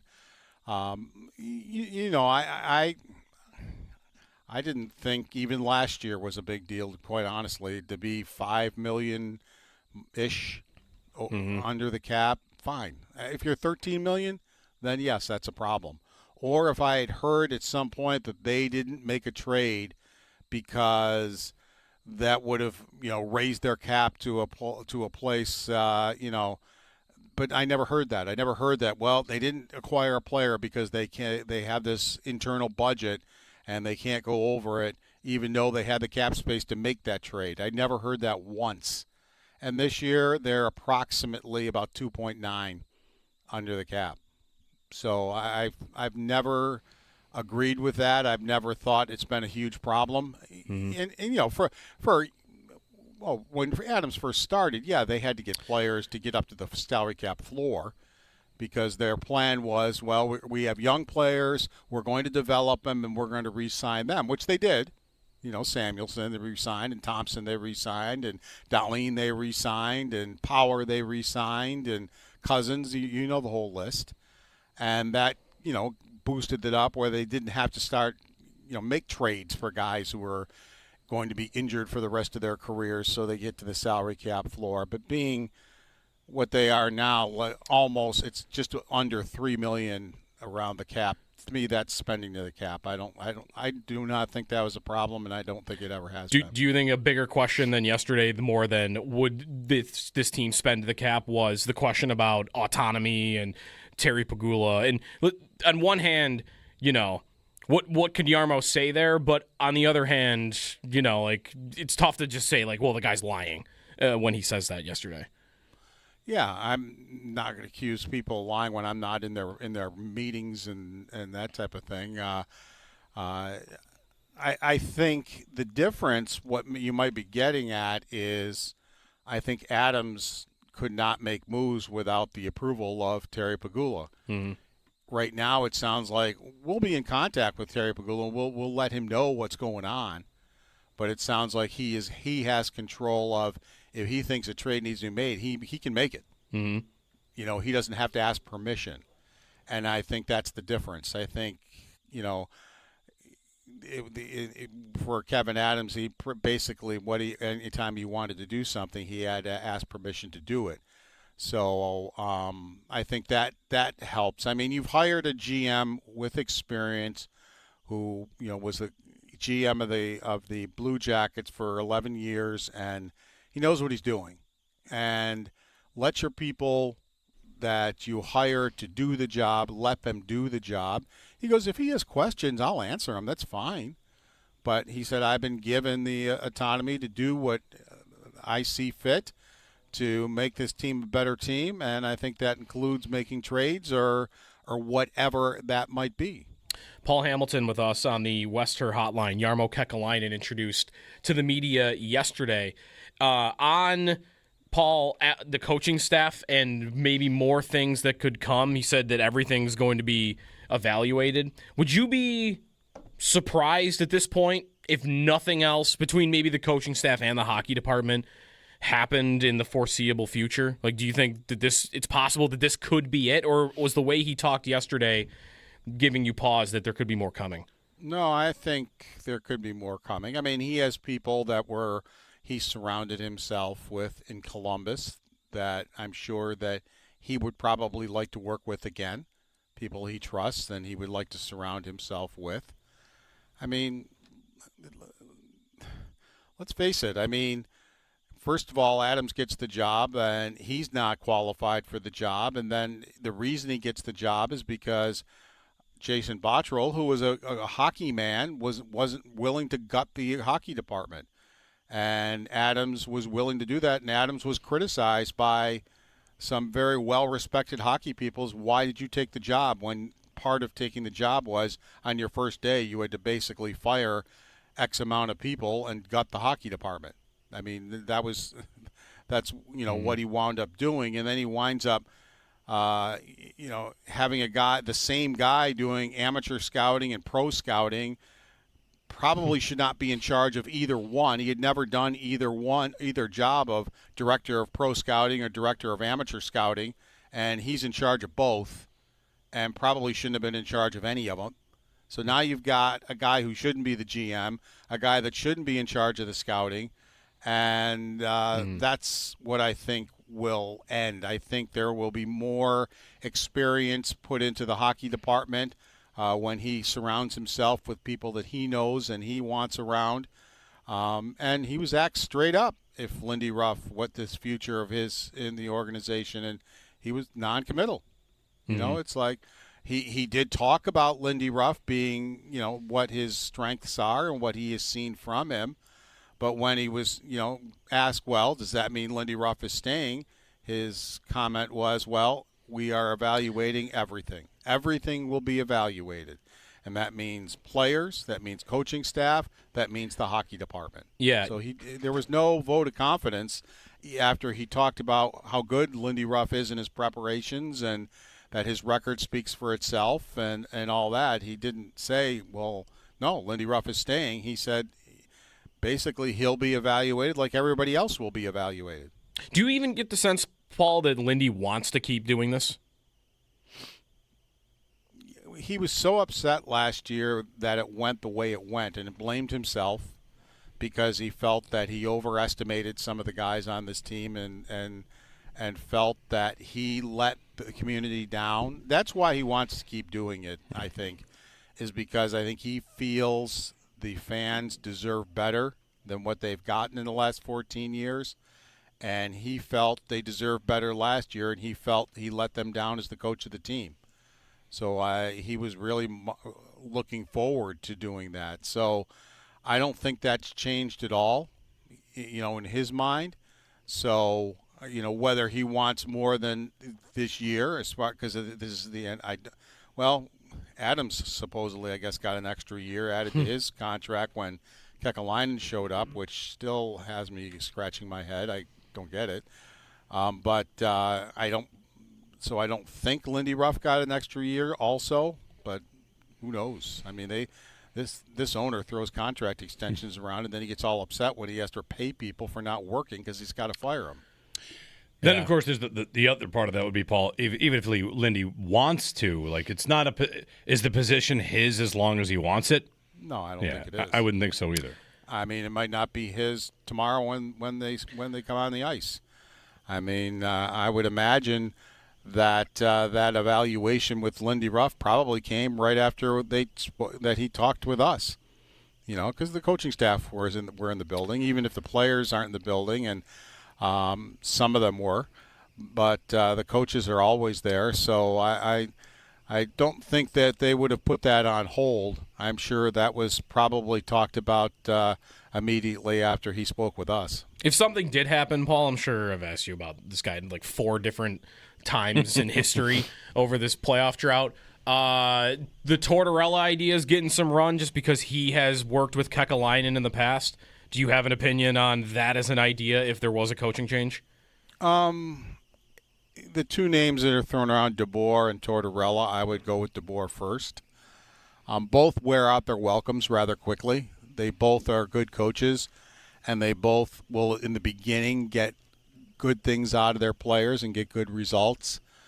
But coaches like that tend to wear on players after a while, and the message just goes away. I'll use Phil Housley as an example. Of course, he doesn't have the resume of those two, but he yelled and screamed every single practice. I mean, he was screaming at them all the time. And after a while, I just sat there and thought, these guys are not paying attention at all, because it just became noise after a while, because all he did is scream at them. And they just start, it just goes over your head after a while. It's in the beginning, it's like, oh, yeah, okay, you know, and you're kind of on your toes when you hear it. But when you hear it all day, every day, it becomes the normal noise of the day, and the shock factor, so to speak, of standing there screaming and yelling at people just doesn't work anymore. Yeah. Paul Hamilton's appearance brought to you by Relax Honda. Relax, we got this. All right, Paul, tomorrow night, Philadelphia. We'll see if they can usher in the Kekalainen era with a win. And by the way, very quickly, I know you had retweeted it, and I did too. There was a panel that Darren Dreger was on and everything. Yeah. And one of the interesting things that came out of that was, you know, Adams had told him that what the Tuck camp was looking for was just a shade over Kempe. I always said it should be maybe under Kempe. So I actually crunched some numbers. And when you look at their better years, which is the last 3 or 4 years for each of them, they both are averaging 33 goals a year. Tuck is averaging 40 assists and Kempe 30 assists. So Tuck is averaging maybe 10 points a year more than Kempe is in the last 3 or 4 years, when they both really kind of upped their production. That's why I looked at that. But when you look at their career over 82 games, Tuck averages 26 goals, Kempe 25, Tuck 60 points, Kempe 53. So actually that's not a bad number. I was thinking maybe a little bit under Kempe, but if he's just a little bit above him, numbers maybe kind of prove that out. All right. And that would be around like $11 million a year, right? It would be a hair over Kempe. Approximately. Yeah. You could still keep it under 11. Kempe, for some, I think 10-7 sticks in my mind without looking it up real quick because I know we don't have time. But it's right in that area there. Yep. All right. Thanks, Paul. Take care. The Alex Tuck decision looms for, Tuck and for Jarmo Kekalainen, among others. 803-0550. Myles Garrett, some context on what he is doing and trying to do this year, because you could set the sack record and, adjusted for era, just how dominant has he been? We'll get to that. A little bit of a preview of Bills-Browns as well here coming up. Jeremy and Joe on WGR.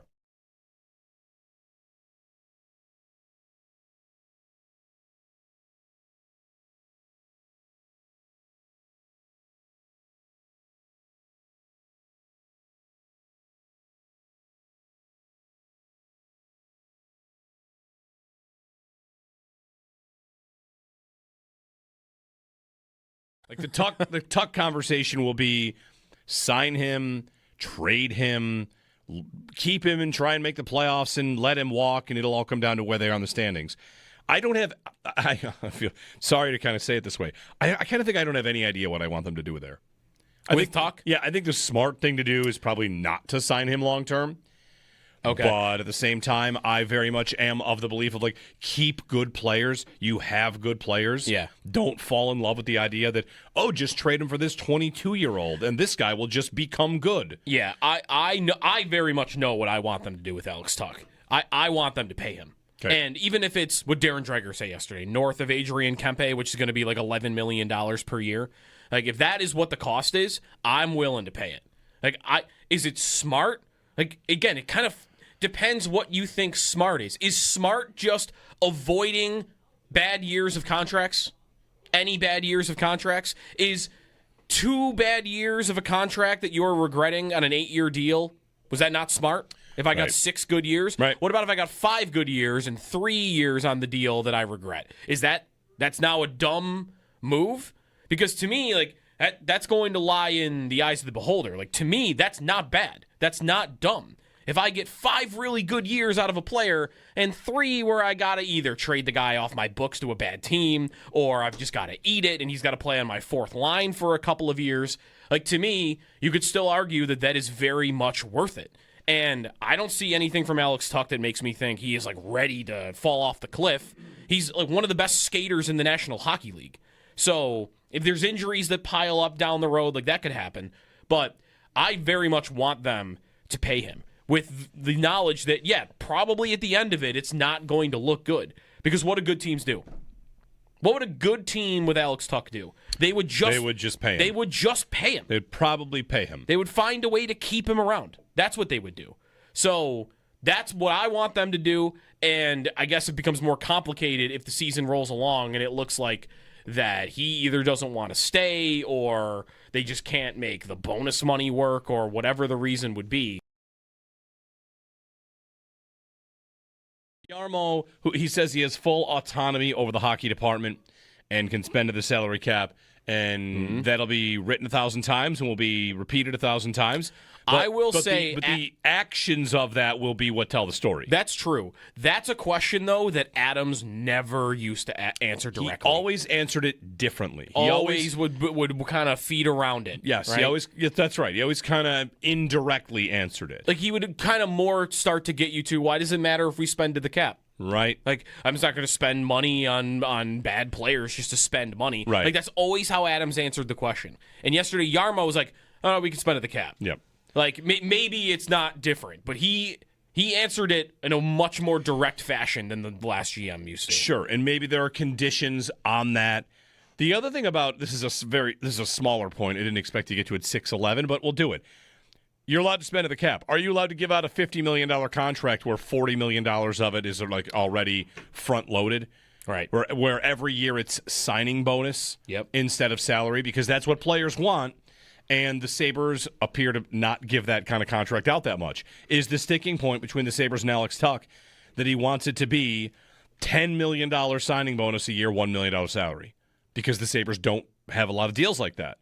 And that the difference there, it's like lockout protection, among other things. But it's just the way that it's taxed also possibly. Yep. Like, players want a different form of contract than the Sabres have seemingly been willing to give out. And if the owner doesn't want to do that, that's going to hurt the ability to get free agents, even though the owner might want to go to the cap. Like, yeah, okay, but you got to sign this kind of contract. Are you able to do that? I don't know. Because that would have fallen under the umbrella of what he said yesterday, which is I have every resource to run this hockey environment. Every resource, one of the things that would qualify under that is I can give out any type of contract that I want. Right. I can trade anybody I want. I can do anything I want.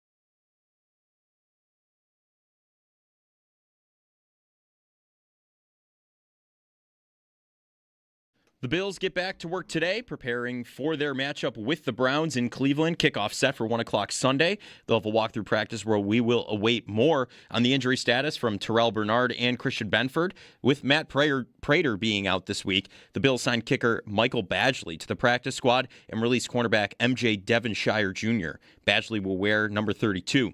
For more on the signing, visit the piece up on our website, WGR550.com.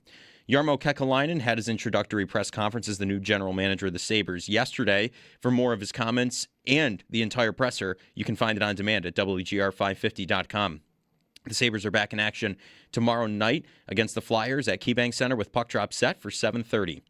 Around the NFL, Notre Dame running back Jeremiah Love has officially declared for the 2026 NFL Draft. The Paddock Chevrolet Sports headlines. Paddock Chevrolet celebrating 90 years of being your hometown dealership. I'm Joe Cali for WGR Sports Radio 550.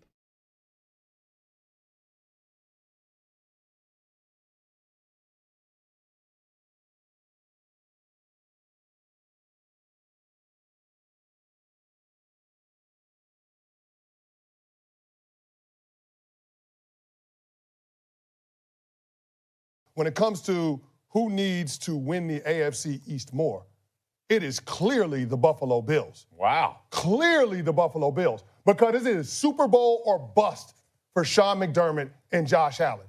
No Patrick Mahomes, no Joe Burrow, and potentially no Lamar Jackson. And for a quarterback that's never won a road playoff game, to have to go on the road and win three to get there. What do you mean, Stephen A? Hold on now. Let me make my point. It's year one for Mike Vrabel and Drake May. Year one. Year one. It's year 8 for Josh Allen and Sean McDermott. If they don't get it done now, when is it going to happen? It's Super Bowl or bust for the Buffalo Bills. It needs to happen now. Chris Canty. 7 teams have been wild card teams to win the Super Bowl. 7. You know the last one was?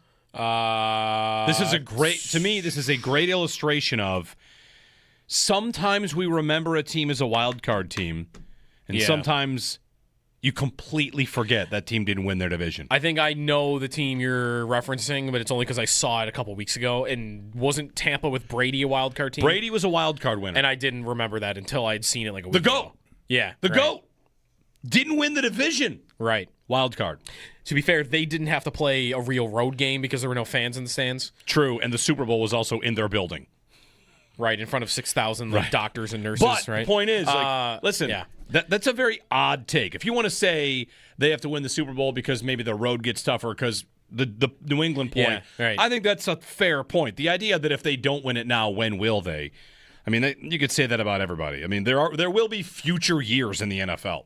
31 teams won't win this Super Bowl, and a lot of them will win the next 10. I think by saying that, you're assuming, if you say that line, which I think a lot of people, by the way, are saying right now, which is, this has got to be the year for them because Chiefs are out, Bengals are out, maybe Ravens are out. That comes with an assumption. Those 3 teams specifically are not going to get back on their pedestal. Okay. Which isn't impossible, right? But it would be assuming Chiefs will be right back next year to what you're used to them being. Right. Ravens will be right back next year to what you're used to them being.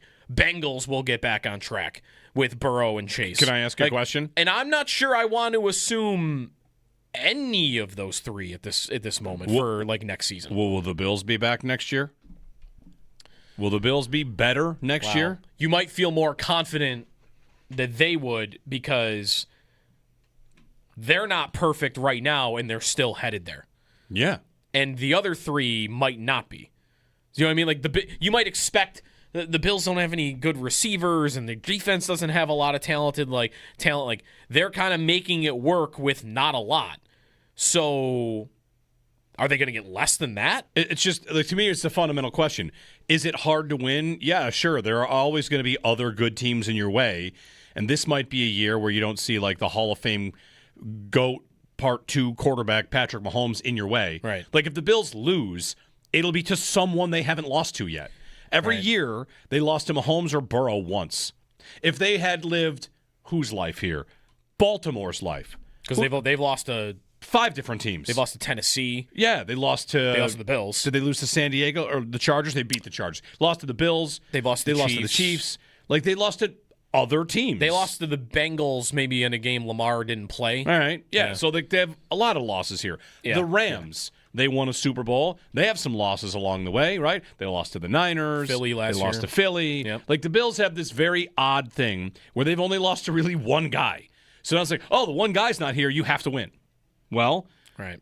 Sure, I like their chances to get there, and there's a lot to say about it, but I feel like they're going to be good next year. They might even be better next year. The Bills? Yeah. Yeah. If they don't win the Super Bowl, that person that's saying that is is thinking the Chiefs are just going to be that good again next year. Sure, okay. And they might not be. Next year, we could be here a year from now and be saying the exact same thing because Mahomes missed half the season and the Chiefs are 6-8.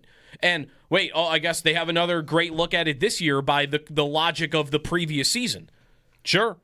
This year, though, I would say this year, does it do a little bit of work that Mahomes can just fix everything and they'll always be okay? If we go back to not just this year, but since they beat the Bills in the AFC Championship game, they have looked like the most ordinary team that has ever ordinaried. They got bodied by the Eagles in the Super Bowl.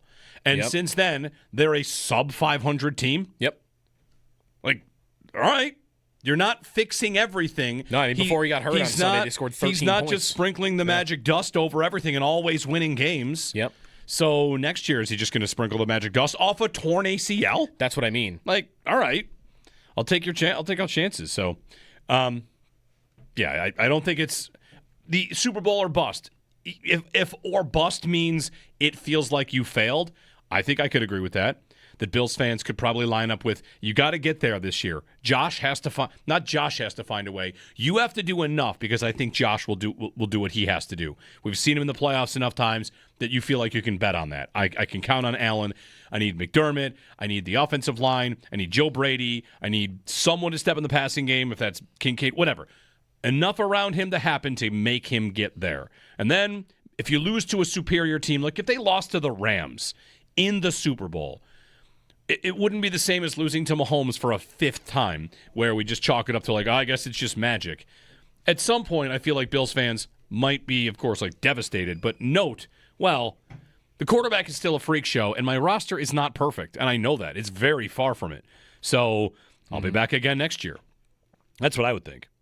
Bills and Browns this week. I just want to give you one stat on Myles Garrett. If anybody has a thought on what we just ran through, you can give us a call at 803-0550. So Aaron Schatz pointed this out. Myles Garrett is, of course, chasing the sack record, which is held by Michael Strahan. Right? And TJ Watt tied it? Yes, 22 and a half. Yeah. So here's your stat of the day.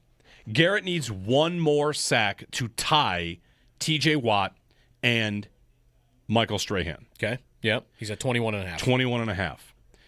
Aaron Schatz pointed out sacks per pass attempt. Okay. Do you know how many more pass attempts TJ Watt needed to get one more sack than Myles Garrett has right now? Wait, how many more pass attempts? How many more pass attempts? So TJ Watt has, in his year, 22 and a half. Myles Garrett has 21 and a half. How many more rush the passer attempts did TJ Watt get to get one sack ahead of Myles Garrett right now? Well, he hasn't played as many games. True. Right. It's not sure. So is it like 60 attempts? 180. 180? 180. Even though it's only a 3-game difference? Yes. 180. What is that? That's teams are running more on Cleveland? If you're up on Cleveland, why do you need to throw? Right, okay. Right? Okay, right. TJ Watt, Watt, they're down in games all the time, so teams are running, whereas Watt was probably on a team that wasn't trailing as much. TJ Watt, okay, 22 and a half sacks on 618 attempts. That's crazy. Myles Garrett, 21 and a half on 437. Do you know what is Strahan there too? Strahan played in an era where they didn't throw as much. I've got all the greatest numbers right here, all the best sack seasons. Michael Strahan had one more sack than Myles Garrett on 130 more attempts. Wow. And he got a freebie. So Garrett's on pace by those for like So you want that 27 sacks or something? The second best season all time in passes per sack. Like how many sacks did you get versus how many passes did you defend? Reggie White in 1987 had 24.8 passes per sack. Okay. Myles Garrett is at 20.3. So it's the best ever. It's the best season ever, and it blows them out of the water. Yeah. No one is close. I mean, I'd love to see him not just break the record, but put a little cushion on that thing. Like 22 and a half, if he can get it to like 26 by the end of the year. That's by the way, very much in play. Yeah. Right? Well, they play the Steelers and the Bengals to close the season after the Bills this week. Right. Is he going to get one this week? He'll get one this week. I bet he ties the record this week. I wouldn't predict he breaks it. I bet that would probably be like his betting line even. Wouldn't it? A sack and a half? I might put it at a half. Just because of Josh. Josh is taking more sacks. He is this year. But aren't the Bills going to hand it off 15 times or whatever, 50 times, and also chip Garrett? Yep. We'll see. George in Buffalo. Hey, George. Good morning. Good morning, guys. Hey, I wanted to touch on the kind of the Alex Tuck situation here, and I think obviously the perception of it is that if they don't re-sign him, the fans will be angry. He's a local kid, local guy, all this stuff. I got to be honest. I think it's a terrible idea to sign him. I mean, if you get like a 3-year deal out of him, that's awesome. I think that'd be great. I'm not sure he would sign something like that, but by all accounts, if they're talking a long-term contract, we've been down that road before. It does not pay out. He has not won with us. And I like the guy. I like him as a player. I think he's a great two-way player. But altogether, I think it would be a huge mistake not to trade him. Not to say that you wouldn't get, that you would get the Hughes type trade, but I think if you could get a couple former first rounders out of a team, 2021, 2022 first rounder, one that a couple players that are only kind of maturing for him, and a pick for pick's sake, I guess. I think that would be a fair trade, but signing him to a long-term contract at a marginal second line winger. I mean, I'm not saying he's a third line, but I would say he's definitely a borderline second line right winger to a $10+ million contract for 6 to 8 years is just silly, because the perception or the fan base would be angry. I mean, I'm not worried about that kind of stuff. I'm worried about improving our team, and let him go win somewhere else, or let some other team sign him to that kind of contract. And in 2-3 years, when he's putting up 40 points, they're going, what do we do here? Do not sign him. Can I ask George, though, like when do you think adding 2 20-year-olds would improve this team? Like, when would that improve their team? Now? No. I'm not saying 20-year-olds. He's a 21. I guess they could be 20, right? 20 to 22 but in that range, like between 20, 22. Like, if I'm adding more Noah Ostlunds to this team, that makes me better right now. Does it make me better next year? Well, I guess what it would say is that you're putting together a team that has upside rather than keeping a player who is obviously on the slide. Most definitely is on the slide in 2 to 3 years. So I like the kind of projection forward rather than the projection backwards. And I think as a PR, for PR purposes, I don't think that's I think they understand, like, well, we can't, we need to sign him because of this reason. Right. He's a hometown boy, blah, blah, blah, blah, blah. I get it. Yeah. George, we got to get to a break. I kind of line up a lot with what George says, like, but at the same time, like, I am torn on the Tuck thing. I guess we'll have time to decide it based on where they are on the standings. But Kekalainen being a fresh pair of eyes on that he's said to be deeply analytical. Like, all right, what do those numbers say about age, production, drop off? Because the point you made earlier in the show that I would make here, like as George says, in 4 years that team's going to be saying, what did we do? All right, did they make the playoffs 4 times? Because having a bad contract on your books is very normal. And a lot of good teams end up with a bad contract or two and are still good. Yeah. And you can just Oh, you maneuver it. We you made trade someone a second-round pick to take half of it. We made the second round this year, and we had a dead like the Bills made the playoffs with dead cap. Think of a bad contract on your team as like dead cap. Like, it is not supposed to be completely crippling. So if they want to sign Tuck because they think, all right, for 4 years this will be totally worth it. For 2 years it'll be and then for 2 years we will hate it. But we believe it increases our ability to make the playoffs, retain players, show we're serious. Like, there's value in that, and I think there is value in making the playoffs. And I also really worry about the return on a deal because we always talk ourselves into these returns being massive. Oh, yeah. And at the deadline, it just doesn't happen anymore. You get a first-round pick and a prospect. Okay, the first-round pick is 27th overall, and you'll see him the day the next GM gets hired. Right. It's just not interesting to me. Kevin Adams traded Jack Eichel and got a first-round pick in that deal. He got Noah Ostlund out of that deal. He never got to see it. How many games? Right. How many games did he get to see the first-round pick from the Eichel biggest trade. sale move that he made as GM? From our perspective, like, we'll be here, but maybe Yarmo wouldn't. And that value, it doesn't entice me enough to pass on, even if it's 3 or 4 only great years from Tuck or what he is right now. Like, to me, the comment about, like, making the team better, I don't think you're making your team better by subbing out Alex Tuck for a 20-year-old for the foreseeable future or for maybe multiple years. And it also needs to be mentioned here very briefly that the cap is going up year after year in the next 3 years at least. And maybe that won't rise forever, but the cap is going up a lot. And that was not true in the last 5 to 7 years when Skinner's contract got signed or Okposo's contract got signed. So $12 million for Alex Tuck or $11 million for Alex Tuck. You can more definitively say, in 4 years it'll be more like an $8-9 million deal. And you'll actually be telling the truth more than you would have been if you said that about Skinner's deal. 803-0550. Some good Sabres chatter today. The Sabres' new GM, Jarmo Kekalainen, slated to join us at 9 o'clock this morning. Joe Marino at 8. The big thing we're going to get into is the structure of this Bills defense and whether or not they can continue to get results from it for half of games. Jeremy and Joe here on WGR.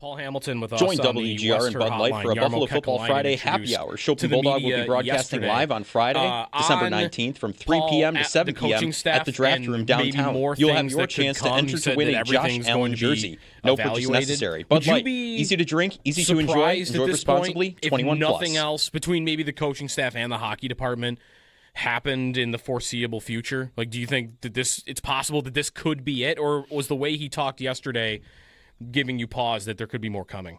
No, I think there could be more coming. I mean, he has people that he surrounded himself with in Columbus that I'm sure that he would probably like to work with again, people he trusts and he would like to surround himself with. I mean, let's face it. I mean, first of all, Adams gets the job and he's not qualified for the job. And then the reason he gets the job is because Jason Botterill, who was a hockey man, wasn't willing to gut the hockey department. And Adams was willing to do that, and Adams was criticized by some very well-respected hockey peoples. Why did you take the job when part of taking the job was on your first day you had to basically fire X amount of people and gut the hockey department? I mean, that's what he wound up doing, and then he winds up having the same guy doing amateur scouting and pro scouting. Probably should not be in charge of either one. He had never done either job of director of pro scouting or director of amateur scouting, and he's in charge of both and probably shouldn't have been in charge of any of them. So now you've got a guy who shouldn't be the GM, a guy that shouldn't be in charge of the scouting, and that's what I think will end. I think there will be more experience put into the hockey department when he surrounds himself with people that he knows and he wants around. And he was asked straight up if Lindy Ruff, what this future of his in the organization, and he was non-committal. You know, it's like he did talk about Lindy Ruff being, what his strengths are and what he has seen from him.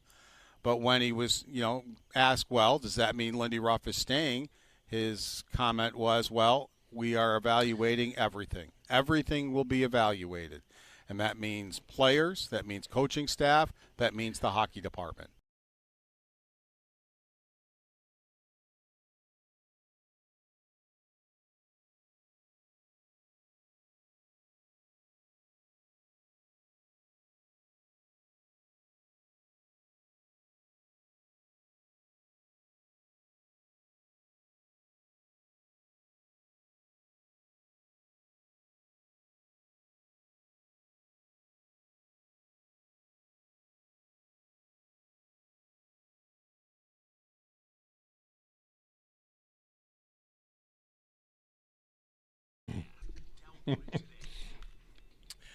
All right, good morning, Jeremy and Joe. We're going to talk to Joe Marino of the Locked On Bills podcast coming up.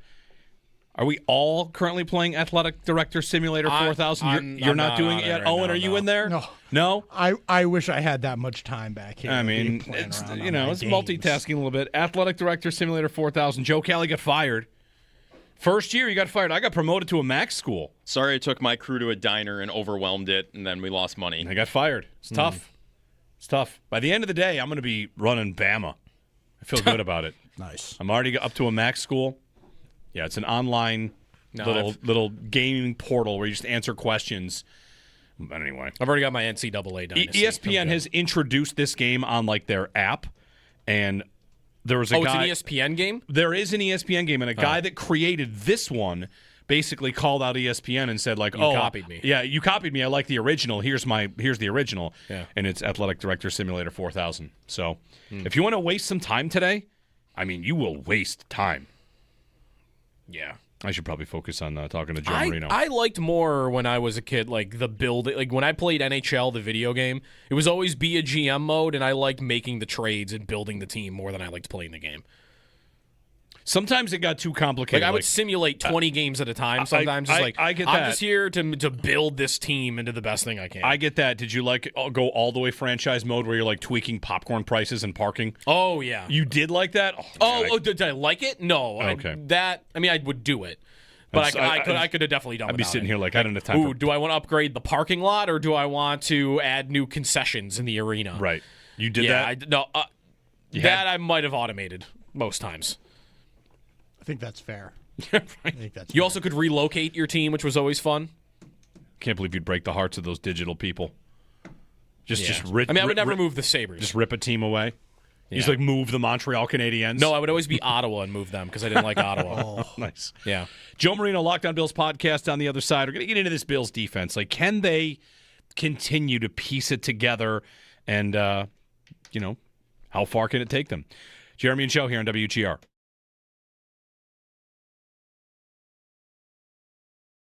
That's a spot where the Ostlund thing and the 3 goalie thing could have really hamstrung the coach himself, which would push the GM a little further out. And the 3 goalie Hey, thing Sneaky was Joe talked DiBiase about, here and for he admitted that has to end. It's right now it's fine. He said right now Ellis is injured, so you only have 2 goaltenders, but he agrees that it's just not something that's going to work, and they're going to have to make a decision, of what they're going to do with 3 goaltenders, because he admitted that they need to get it down to 2. And then you're not worried about Ostlund having to go down when you have that extra roster spot. Where would your it's going to be different maybe every day. Like, do we have any idea who they would be looking to on that? He did talk about Ellis and like why they wanted him in the first place, Paul. I don't know. Does Lyon make the most sense? Or like would that be your guess at this point if you had to pick one of who they'll actually move on from when everybody's healthy? If it were me, I would be angling towards keeping Ellis. I've liked what I've seen of him for the most part.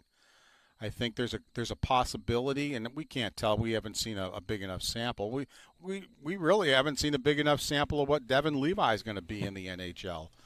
But I really liked what I've seen of Ellis. I like his rebound control, except for one game, the Calgary game. And I think he might have a pretty good opportunity maybe to be the best of the bunch. So I wouldn't ignore a team like if the St. Louis Blues called and want him back, and they think, well, it doesn't look like they're going to waive him, so if we want him back, we're going to have to trade for him. I would certainly listen to what would be offered. But if it were me, I would put both Lyon and Luukkonen out there. I'd have word out there that either one is available, and I would listen to the offers, and I would take the best offer between the two, and move one of them from there, and then go with the other two.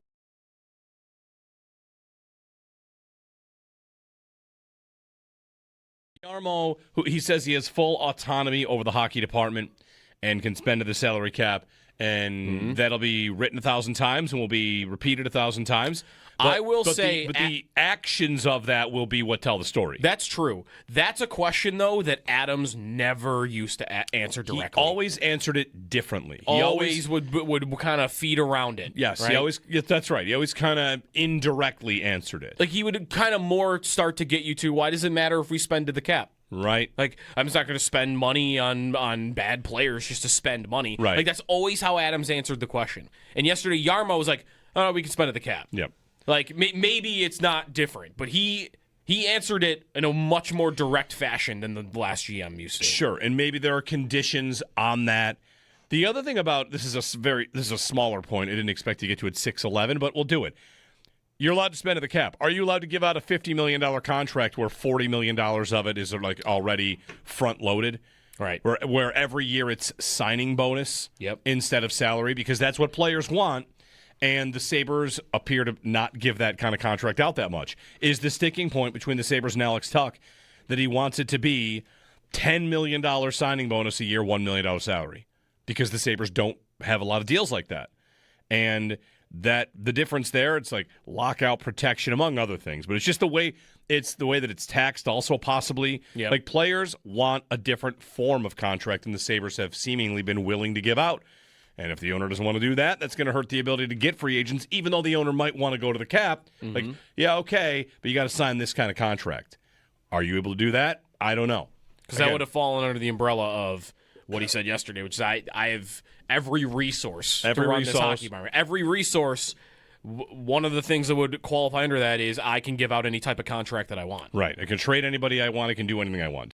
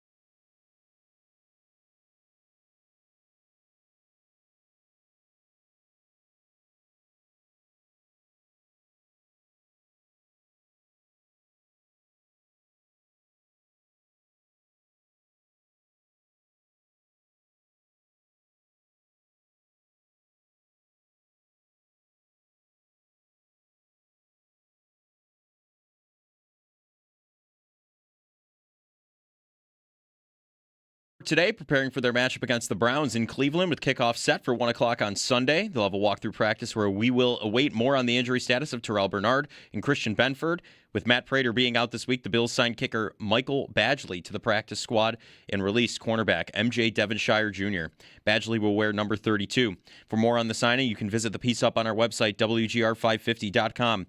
Around the NFL, Notre Dame running back Jeremiah Love has declared for the 2026 NFL Draft. That's your Paddock Chevrolet Sports Update. Paddock Chevrolet celebrating 90 years of being your hometown dealership.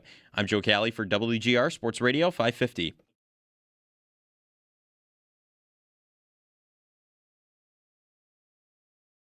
It's something we have to work on, something we have to get into a rhythm sooner. But there's also an ability to adjust during a game. Anybody can come up with a game plan, but it's also what happens when they take certain things away. Are you able to pivot and adjust? And I think that's a sign of a great staff. Bills head coach Sean McDermott. They've added kicker Michael Badgley. A kicker's going to wear number 32. For you number folks out there. I'm into it. You're into it. Joe Marino on the Wester Hotline. Joe Marino, Locked On Bills podcast. Joe, what do you think? A kicker wearing 32. It wouldn't be my choice, but I'm not sure there's a lot of great options. Yeah. The single digits now go to everyone else. So I'm sure he's excited to get a jersey this week. I see numbers in the 90s are becoming popular for kickers. I'm seeing a lot more. Just go complete scorched earth with it, right? If it can't be a single digit, let's just get as far away as possible and act like we're a defensive lineman. I dig it. Yeah. How about new rule? Every starting kicker just wears number 3. Let's just do that. Right? Come on, here comes the kicker. Are you stealing a number 3 from a good quarterback in the league? Is there a good quarterback that wears 3? That's a good question. Who's the best Or player to wear receiver? number 3? I don't know. Anyway, Joe joining us. We'll talk a little bit about the Bills' win over the Patriots. Look forward to, of course, the Browns and the rest of the playoffs. And Joe, we heard Sean McDermott there talking about, what they can do, their coaching staff, how they can adjust. And boy, if adjustments aren't the story of the season for this defense, where to begin? Is the defense good? Is it good half the time? Is it a dreadful? What do you make of what we have seen this season from this Bills defense?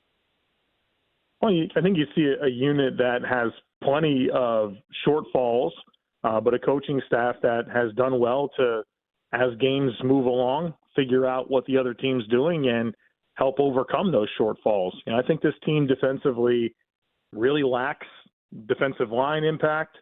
I think that they have players in their secondary and Poyer and White that they have to scheme around efficiencies. Even Taron Johnson, there's been some regression there. And so I think you have a very flawed defense, whether that's from a personnel perspective, declining talent. Maybe you have some questions about just archetypes and how everything fits together. But ultimately, more times than not, this staff finds a way to put these guys in position late in games to get stops, to get takeaways. And they're able to kind of ride that. Now, I think there's been some fortune, like against this past week, where Josh McDaniels just stopped running the ball. There's really no explanation for it. He ran it 3 times in the second half. They were up by 21 points. And so, sometimes that's been very favorable. But ultimately, I think they're missing a lot on defense, and I think they're reliant on adjustments to kind of figure things out. Those adjustments are typically blitzing more, right? Yeah. The blitz rates are just a lot more in the second half. They're becoming more aggressive. They don't want to sit on their heels and die by a million paper cuts. They kind of go after it. I think that's led to some negative plays and some takeaways and some big stops late in games. So for someone that I feel like a very common Bills fan take right now, and anyone like you or I would say, why don't they just build the defense out of the second half defense? Why are the problems showing up in the first half? Would it not work if they're blitzing more in second halves? Should they just do that earlier, or do you think that might come with problems?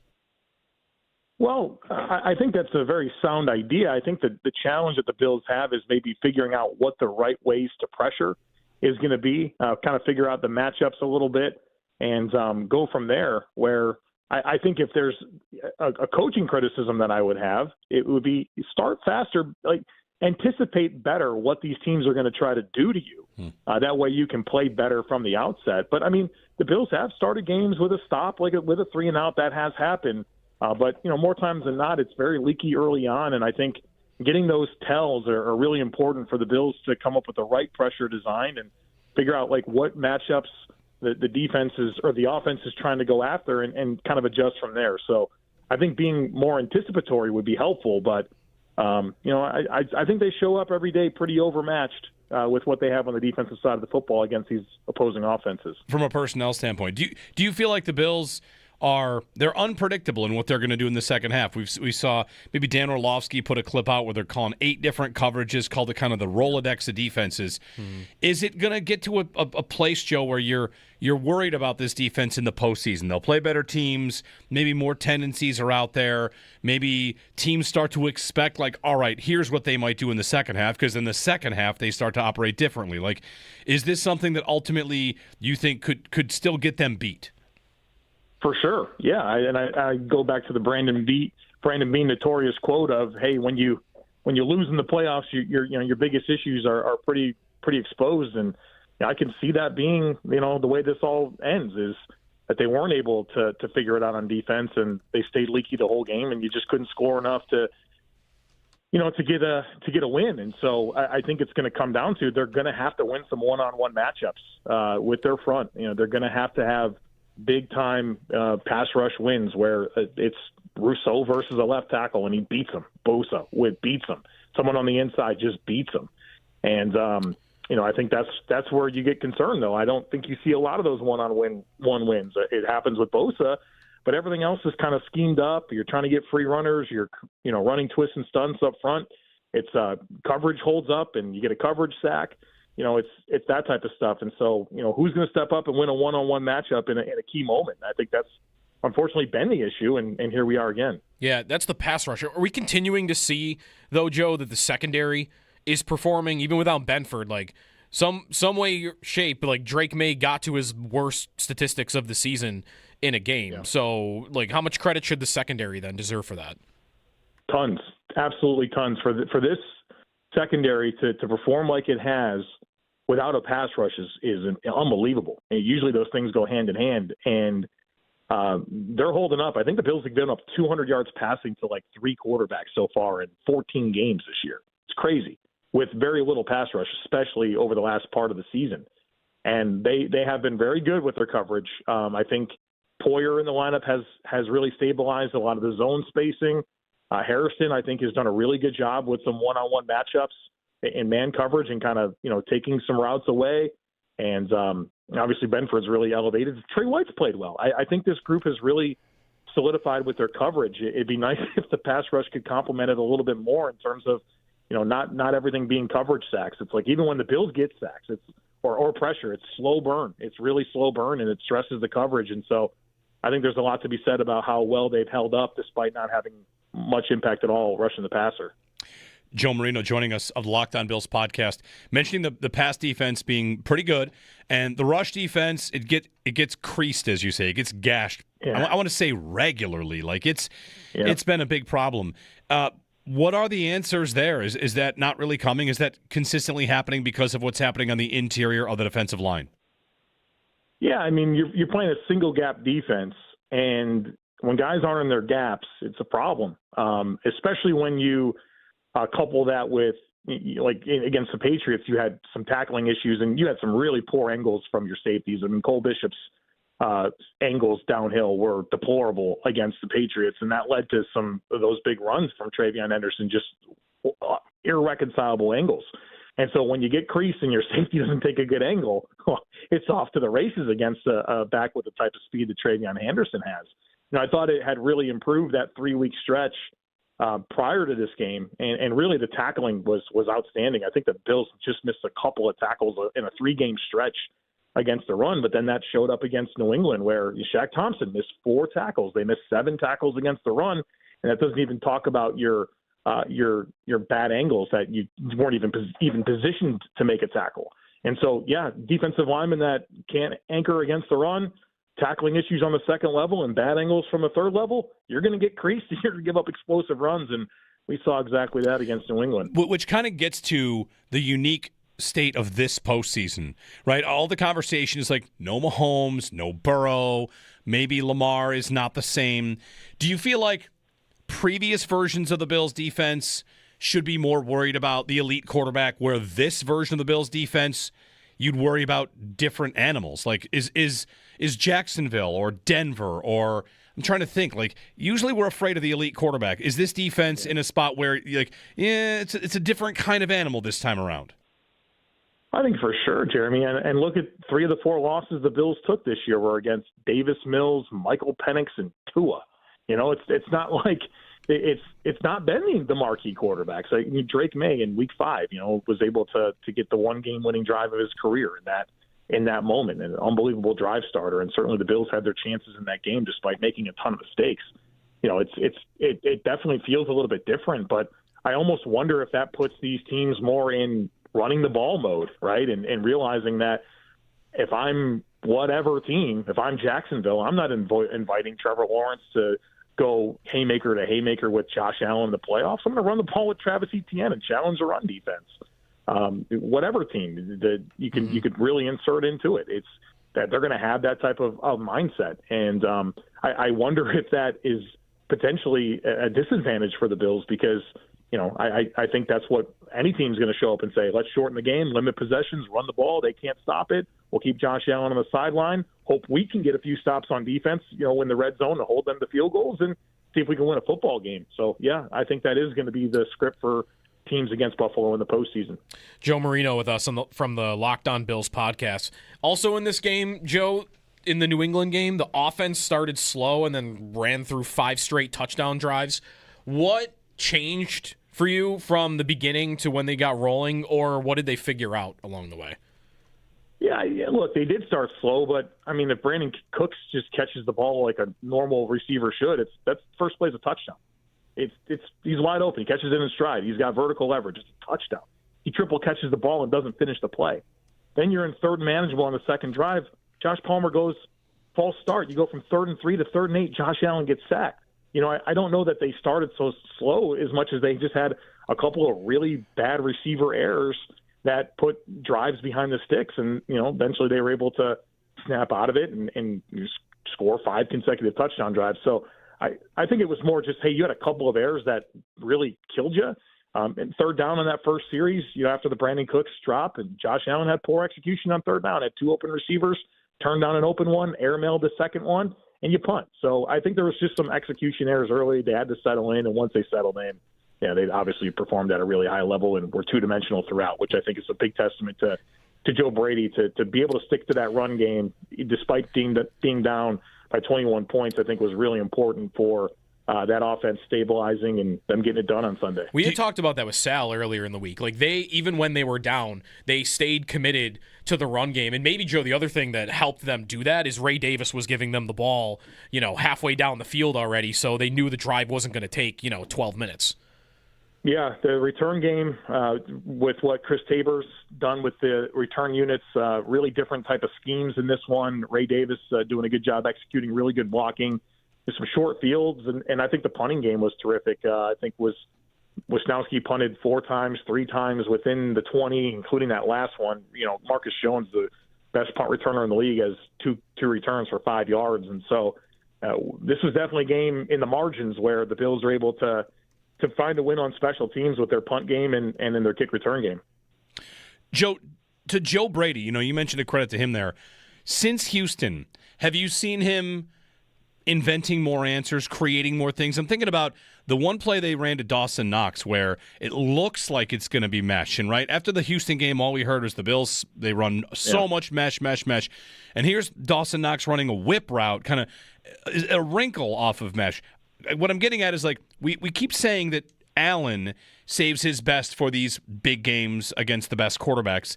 Is Joe Brady rolling out more complex things, more innovative things, more new things, fresher things in some of these bigger games as well? Well, Joe Brady a few weeks ago, and it might have been after the Houston game, he was asked about tendencies. And Joe Brady said, well, there are some tendencies that we want. And when he said that, I definitely paid attention to that. And since that moment, you have seen what I believe are the 3 biggest tendencies that frustrate fans, whether those are first down run rate, the mesh concepts in the passing game, or those bubble screens to Khalil Shakir. You have now seen those and Joe Brady counter off of them. You've seen first down play action. It's been a big part of the recipe the last few weeks instead of first down runs. That's a great call out on that Dawson Knox play where it does look like mesh, which is too shallow as that mesh. It wasn't. It was a whip route, and so it becomes an outbreaking pattern. You convert a third and mid, and you wind up scoring a touchdown on that drive. And you could tell, like, the influence of the defense was, hey, it's mesh. Everyone's trying to cap. Well, Knox is going the other way. You get a first down conversion. The other is the bubble screens to Khalil Shakir. They've really reduced. And if you remember the Ty Johnson screen that went for a first down against New England, the first part of that play was faking the bubble to Khalil Shakir back the other way to Ty Johnson for a third down conversion. And so he has done well to take those tendencies and turn them into opportunity as teams are keying in on certain things. And so curious to see how that continues. Obviously, a lot of football left. You can only save so much, but now what's the counter to the counter? And I think that's the next phase of the counter punches in these schemes. This week it's Bills-Browns. We know Myles Garrett can be a game wrecker. He did, however, have 5 sacks in a game they lost, right? So feels like he might get his, but the Browns, Shedeur Sanders, it is not really going all that well. You might get the occasional highlight or some stats against the Titans, but they've got a nice young running back. They have a nice young, but their rushing stats on the season as a team aren't great. They don't really run it that well. Like, Joe, this is a game that if they were to lose this somehow, you put it on the short list of worst losses of the McDermott era. Like, this is a game that, of course, they should have. Oh, absolutely. I have very high expectations for the Bills against the Browns.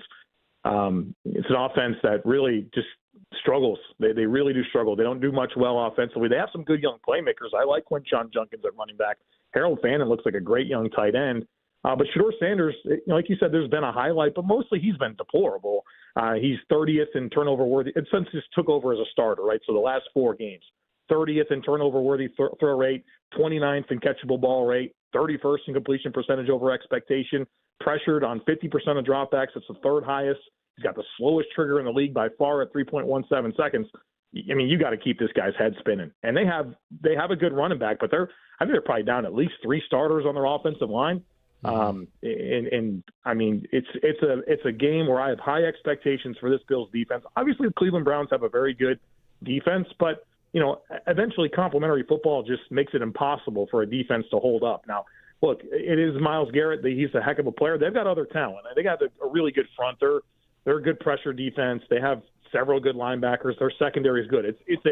I think it's at least a playoff caliber defense, but that's the type of game where, hey, don't force anything. Don't beat yourself. If you punt, it's fine.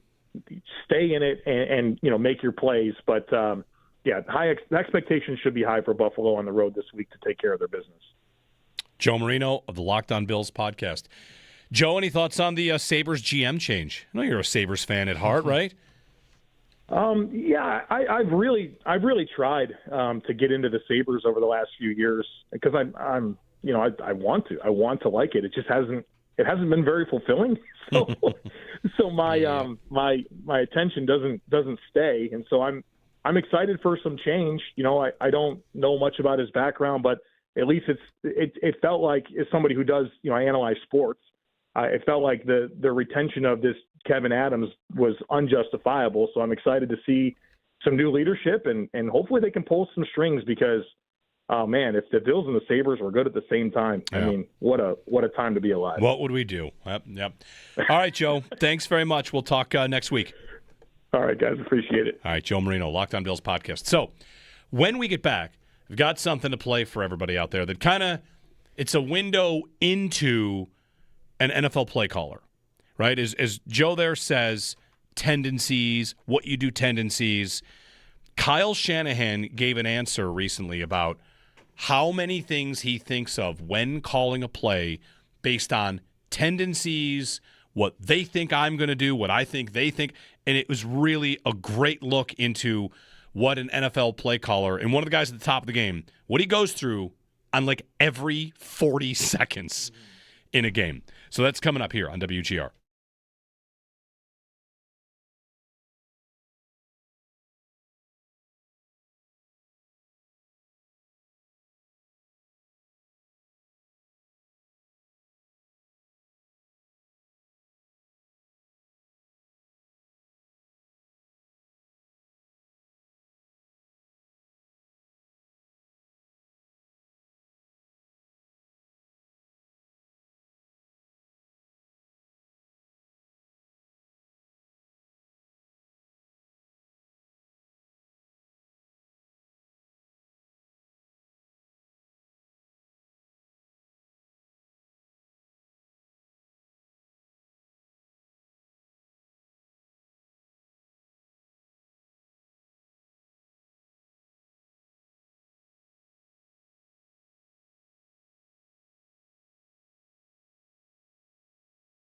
That's a spot where the Ostlund thing and the 3 goalie thing could have really hamstrung the coach himself, which would push the GM a little further out.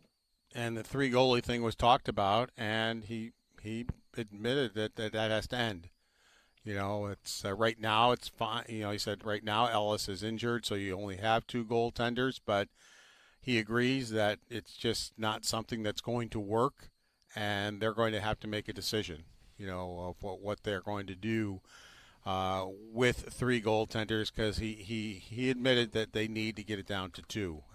And then you're not worried about Ostlund having to go down when you have that extra roster spot. Where would your it's going to be different maybe every day? Like, do we have any idea who they would be looking to on that? He did talk about Ellis and why they wanted him in the first place, Paul. I don't know. Does Lyon make the most sense, or would that be your guess at this point if you had to pick one of who they'll actually move on from when everybody's healthy? If it were me, I would be angling towards keeping Ellis. I've liked what I've seen of him for the most part. I think there's a possibility, and we can't tell. We haven't seen a big enough sample. We really haven't seen a big enough sample of what Devin Levi is going to be in the NHL. But I really liked what I've seen of Ellis. I like his rebound control, except for one game, the Calgary game.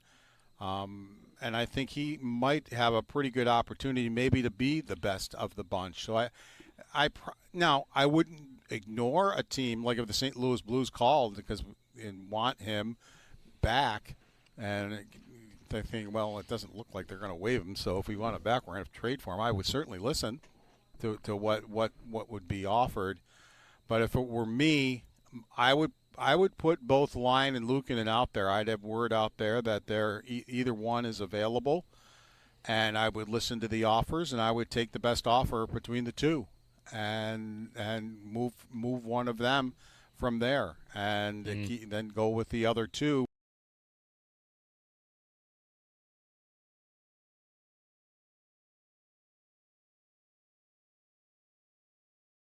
Jarmo, who he says he has full autonomy over the hockey department and can spend to the salary cap, and that'll be written 1,000 times and will be repeated 1,000 times. I will say the actions of that will be what tell the story. That's true. That's a question, though, that Adams never used to answer directly. He always answered it differently. He always would kind of feed around it. Yes, right? That's right. He always kind of indirectly answered it. He would kind of more start to get you to, why does it matter if we spend to the cap? Right. I'm just not going to spend money on bad players just to spend money. Right. That's always how Adams answered the question. And yesterday, Jarmo was like, oh, we can spend at the cap. Yep. Maybe it's not different, but he answered it in a much more direct fashion than the last GM used to. Sure, and maybe there are conditions on that. The other thing about this is a smaller point. I didn't expect to get to at 6:11, but we'll do it. You're allowed to spend at the cap. Are you allowed to give out a $50 million contract where $40 million of it is already front loaded? Right. Where every year it's signing bonus instead of salary, because that's what players want. And the Sabres appear to not give that kind of contract out that much. Is the sticking point between the Sabres and Alex Tuch that he wants it to be $10 million signing bonus a year, $1 million salary? Because the Sabres don't have a lot of deals like that. And that the difference there, it's like lockout protection, among other things. But it's just the way that it's taxed also possibly. Yep. Players want a different form of contract than the Sabres have seemingly been willing to give out. And if the owner doesn't want to do that, that's going to hurt the ability to get free agents, even though the owner might want to go to the cap. Okay, but you got to sign this kind of contract. Are you able to do that? I don't know. Because that would have fallen under the umbrella of what he said yesterday, which is I have...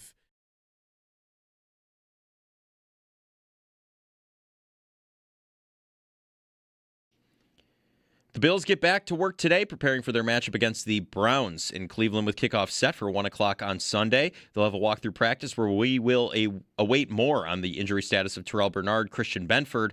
With Matt Prater being out this week, the Bills signed kicker Michael Badgley to the practice squad and released cornerback MJ Devonshire Jr. Badgley will wear number 32. For more on the signing, visit the piece up on our website, WGR550.com. Jarmo Kekalainen had his introductory press conference yesterday as the new general manager of the Sabres. For more on his comments, you can find the entire presser on demand at WGR550.com. The Sabres back in action tomorrow night against the Flyers at KeyBank Center. Puck drop set for 7:30. Around the NFL, Notre Dame running back Jeremiah Love has declared for the 2026 NFL Draft. Devontae Adams, dealing with a hamstring injury, did not practice yesterday. Saquon Barkley, dealing with a stinger, did not practice yesterday. And the Jets have waived wide receiver Alan Lazard.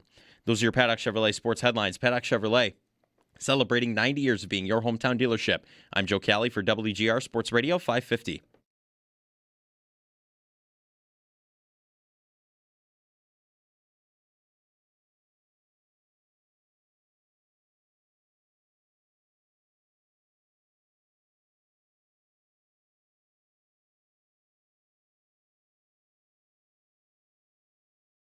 When you're calling plays, do you often think like, oh, our tendency is to do this. They're probably going to expect us to do this. So, I mean, does that go through your mind? Yeah, every second.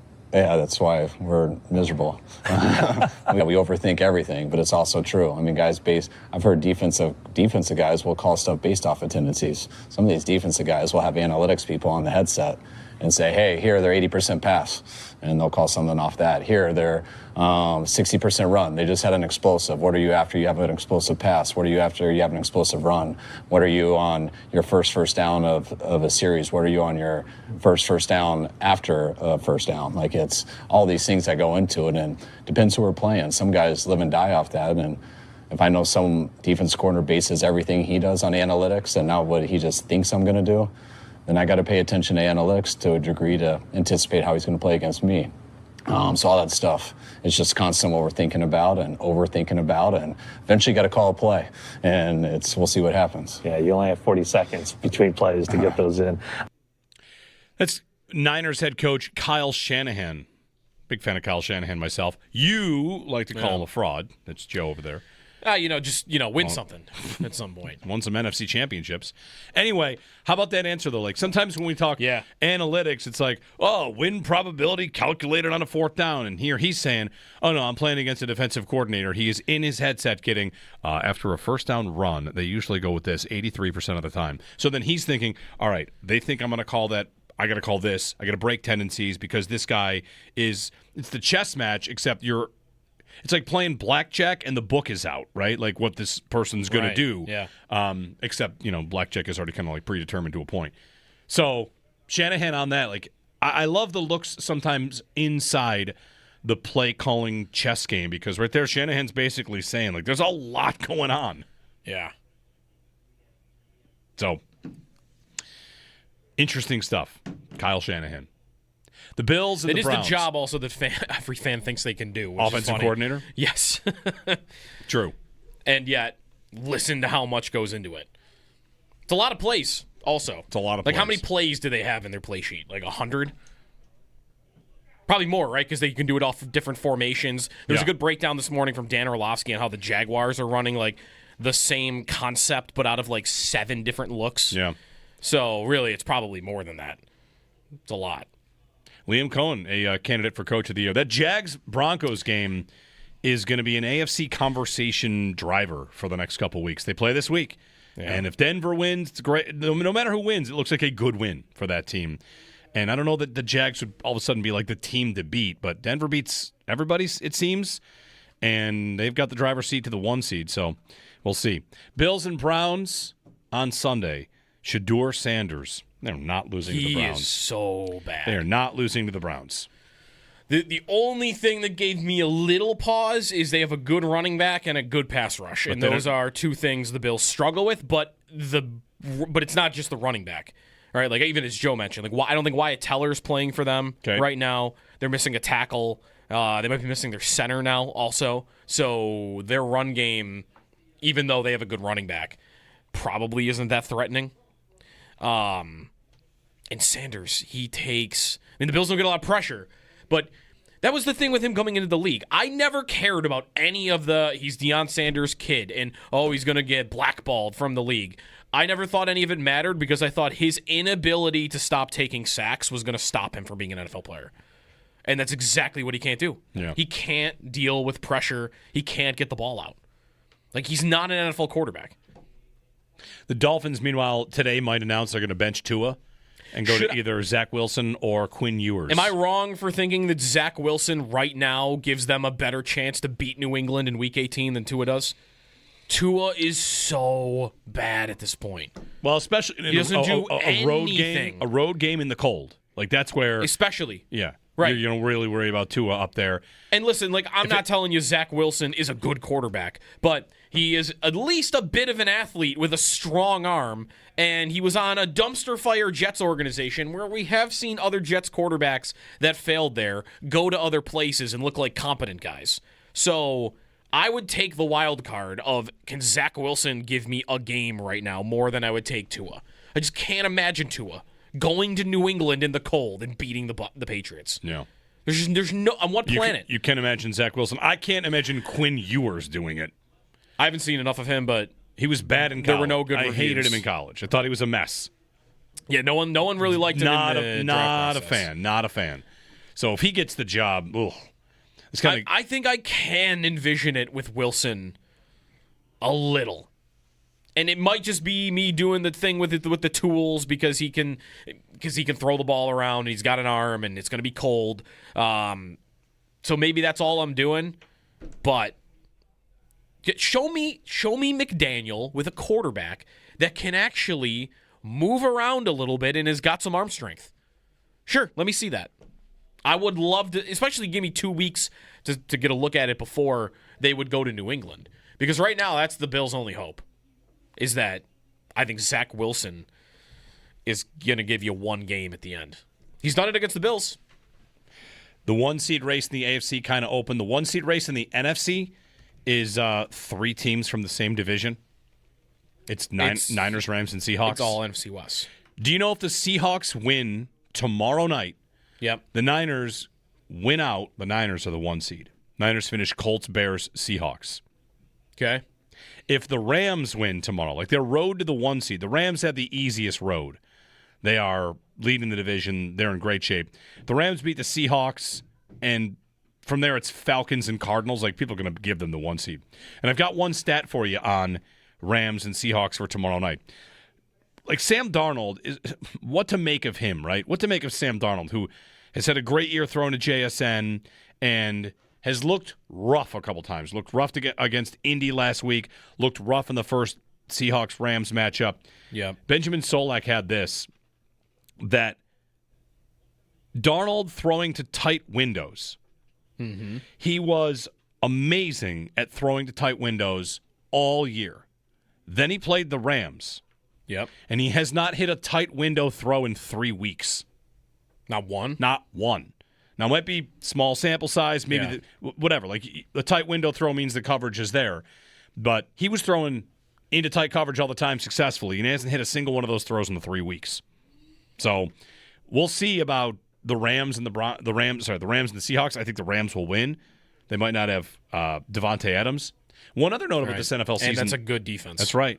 They're also debuting their rivalry uniforms, the Seahawks are. The ones with the sound waves on them? Yes. Yeah. Yes, that's cool. That's tomorrow night. One other thing about the Rams and this whole NFL season, this is the latest we've gone in a year without one division being clinched. No division is clinched. Really? Okay. Yep. No one's clinched.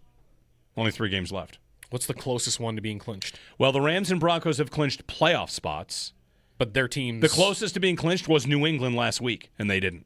Right. No team has clinched its division. So take that for what it's worth. Can New England clinch this week? No. No, they can't. I do not believe they can. Well, I shouldn't say that. If the Bills lose to the Browns, New England could still lose out. Yeah. So mathematically, it would still be alive. Yeah. Right. Is every division kind of in play? Well, teams can clinch this week. How many would that even be, though? Because I feel like I'm going through them in my head. Like, every division seems like there's still a fight to be had. AFC North, there's a fight, right? Like, that's going to come down to the final week of the season. The South is Jacksonville and Houston. Like, that's going to be a dogfight. Mm-hmm. The West, Denver, Chargers can still do it, right? Denver can clinch the division if they win.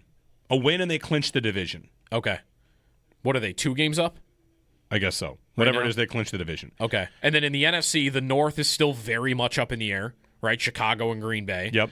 The Bears can we clinch just talked about the West. The Bears and Packers can each clinch a playoff berth. Okay. And the South is tied right now with 2 games head-to-head remaining. Yep.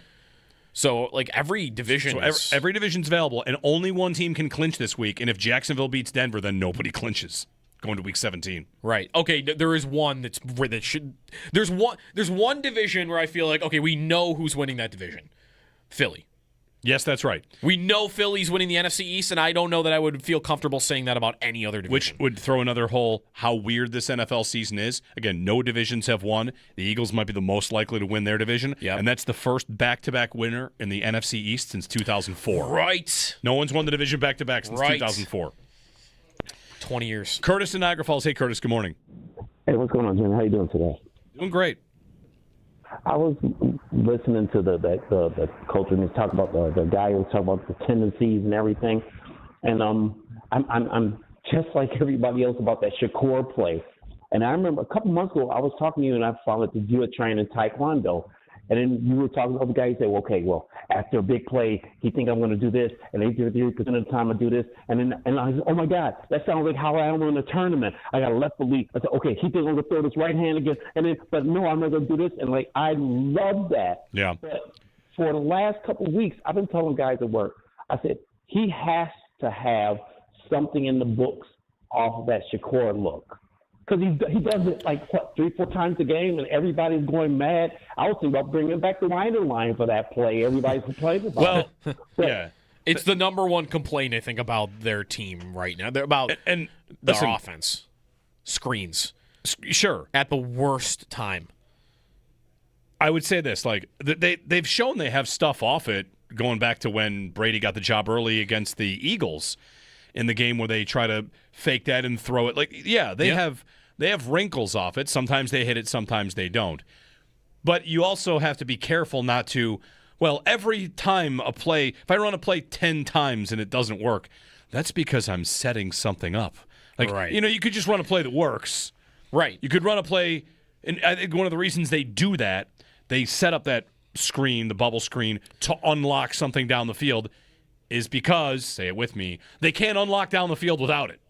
Right. Like, they kind of need some scheming to get guys open down the field. But the thing you are always doing, like my biggest complaint, I think this screen game, like, does it probably get more criticism than it deserves? Probably. Like, there are screens that work on this offense. But my biggest issue with it is and will always be when you are calling it on third down. 3rd and 4, 3rd and 8, they've called it on 3rd and 10. Like, whenever you're calling it on third down, if your play design does not work, you're punting.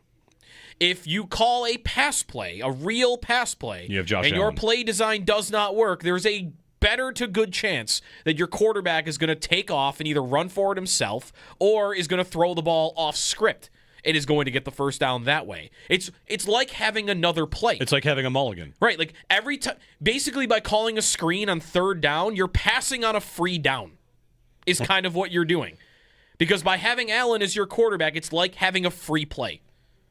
And you pass on that every time on a third down. You decide to throw the ball to Ty Johnson immediately as the play starts. And now, well, I hope Josh Palmer holds his block, or else I'm punting. Yeah. Like, that's my only issue with the screen game, is just on third downs, the amount of times that they call it. If they want to call it on 1st and 10 or 2nd and 7, like, I don't think it's that big a deal. But third, I think it's almost criminal for them to continue to do it as much as they do. Jarmo Kekalainen, Sabres GM, joins us coming up top of the hour. We'll chat with him, get some questions in for him. Sabres make the move to change GMs. The introductory press conference yesterday, the first game with Kekalainen in charge, is tomorrow. They'll play the Flyers. 803-0550 and 1-888-552-550 here on WGR.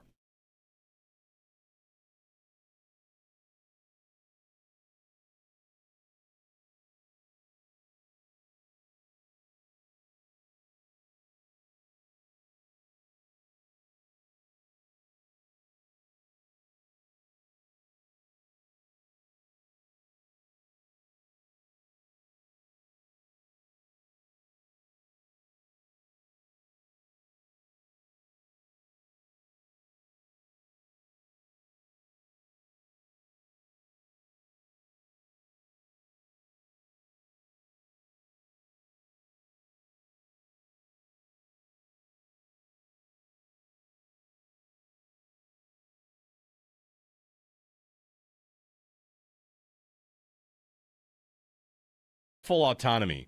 Lindy is a sensitive subject maybe here for some people or maybe for everybody because Lindy's got a lot of respect in this community, right? People love Lindy. I will have a hard time believing he has full autonomy unless he fires more people. Like you come in like, oh, everybody here actually was already good. And he started to kind of say that when he said, there are a lot of people here doing a very good job. Yeah. Okay. So assistants for you, coaches, what I think about the Sabres right now, maybe they can make the playoffs. He thinks they can make the playoffs. If they're not changing coach, then I don't know what changes materially on the ice. They're not going to change systems. Are they going to change their pregame speeches? And he thinks working and not losing to teams with less talent is unacceptable. That's debatable how many teams have less talent than them. Like, whatever. This idea they have all this talent is debatable. But you kind of have to change your coach to be taken seriously in this spot.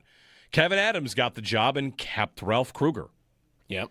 Not his coach. What happened? Eventually he fired him, and then he elevated Don Granato from within the organization, and then he dipped back and hired an old coach that was tied to the organization. Like, what I'm hungry for is not specifically Tortorella or DeBoer, but I am definitely hungry for the GM has a guy he thinks runs a good ship and a real NHL team. What that team does is go out and say, I hired a GM. The GM hires this coach. This is the regime. That's the new regime. Keeping legacy people in place is not a new regime. Right.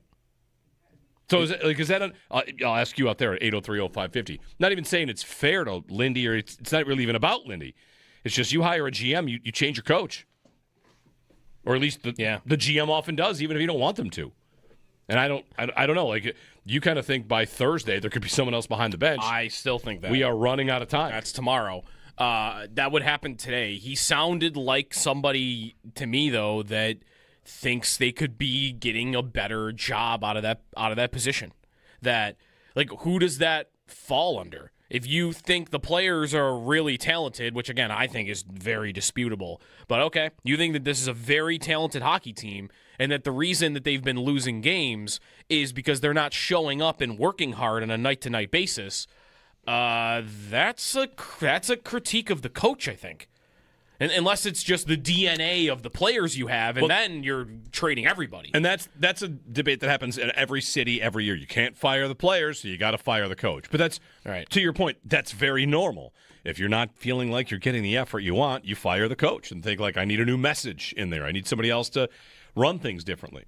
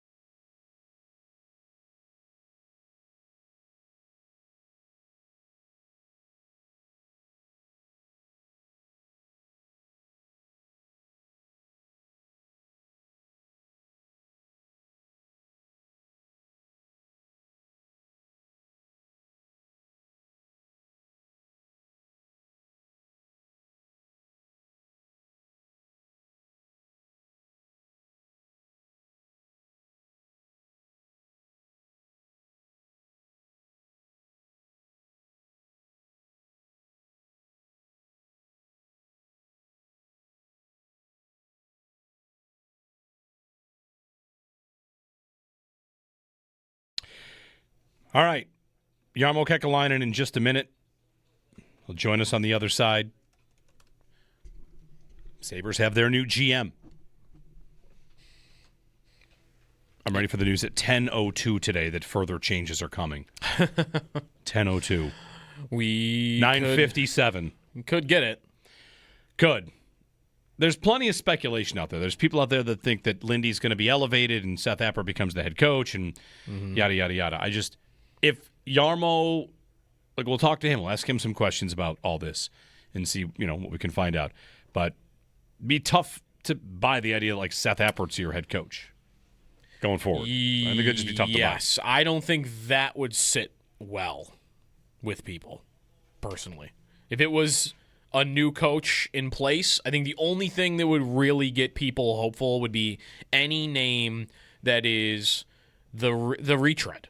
Yeah. That's it, like a retread coach, which they have not really done since Bilesma. Lindy is that. But Bilesma. But the last time they really did it without the connection to the organization is Bilesma. That's 10 years ago since they were really in that marketplace and accomplished, I guess they didn't get the guy they wanted then, but they got the second guy they wanted. Right, turns out the guy they wanted has not done it that well since that day either. No. Mike Babcock. No, it's been very bad. That went south. Anyway, Sabres and Flyers tomorrow night at the arena. We'll all be there. We're going as a show. We are going as a show. That's another reason I want to just unite our powers and say, let's call it a must-win. We're going together. Come on, think of it. We all, really what think will of happen, the vibes. It will be even worse. They will lose by 9 if we all call it a must-win. And people will throw tomatoes at us. Yeah, exactly. That would be. You know what? That would be fair. If we did that tomorrow and they lost like 8-1, Can't believe you're so afraid of this. They should hand out tomatoes to throw at us. I'm gonna do it. I'm gonna do it with the or without you. Parm is just gonna get hurled. Tage Parm. Yes, there you go. Just 18. Man, getting hit with that would hurt. 18 feet of chicken parm just thrown at us. Yeah, it's their fault. Jarmo Kekalainen. We'll talk with him on the other side. Jeremy and Joe here on WGR.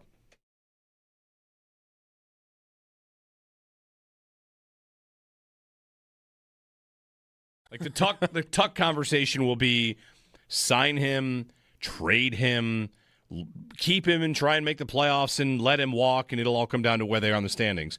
I feel sorry to kind of say it this way. I kind of think I don't have any idea what I want them to do there. I think Tuck? Yeah, I think the smart thing to do is probably not to sign him long term. Okay. But at the same time, I very much am of the belief of keep good players. You have good players. Yeah. Don't fall in love with the idea that, just trade him for this 22-year-old and this guy will just become good. Yeah, I very much know what I want them to do with Alex Tuck. I want them to pay him. Okay. And even if it's what Darren Dreger said yesterday, north of Adrian Kempe, which is going to be like $11 million per year, if that is what the cost is, I'm willing to pay it. Is it smart? Again, it kind of depends what you think smart is. Is smart just avoiding bad years of contracts? Any bad years of contracts? Is 2 bad years of a contract that you're regretting on an 8-year deal, was that not smart? If I got 6 good years? Right. What about if I got 5 good years and 3 years on the deal that I regret? That's now a dumb move? Because to me, that's going to lie in the eyes of the beholder. To me, that's not bad. That's not dumb. If I get 5 really good years out of a player and 3 where I got to either trade the guy off my books to a bad team or I've just got to eat it and he's got to play on my 4th line for a couple of years, to me, you could still argue that is very much worth it. And I don't see anything from Alex Tuck that makes me think he is ready to fall off the cliff. He's one of the best skaters in the National Hockey League. So if there's injuries that pile up down the road, that could happen. But I very much want them to pay him with the knowledge that, probably at the end of it, it's not going to look good. Because what do good teams do? What would a good team with Alex Tuck do? They would just pay him. They would just pay him. They'd probably pay him. They would find a way to keep him around. That's what they would do. So that's what I want them to do. And I guess it becomes more complicated if the season rolls along and it looks like that he either doesn't want to stay or they just can't make the bonus money work or whatever the reason would be.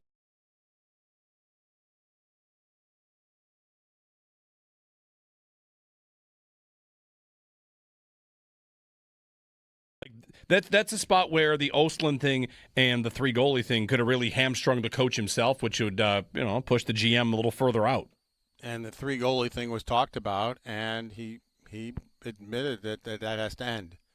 It's right now it's fine. He said right now Ellis is injured, so you only have 2 goaltenders, but he agrees that it's just not something that's going to work, and they're going to have to make a decision, of what they're going to do with 3 goaltenders, because he admitted that they need to get it down to 2. And then you're not worried about Ostlund having to go down when you have that extra roster spot. Where would your it's going to be different maybe every day? Like, do we have any idea who they would be looking to on that? He did talk about Ellis and why they wanted him in the first place, Paul. I don't know. Does Lyon make the most sense, or would that be your guess at this point if you had to pick one of who they'll actually move on from when everybody's healthy? If it were me, I would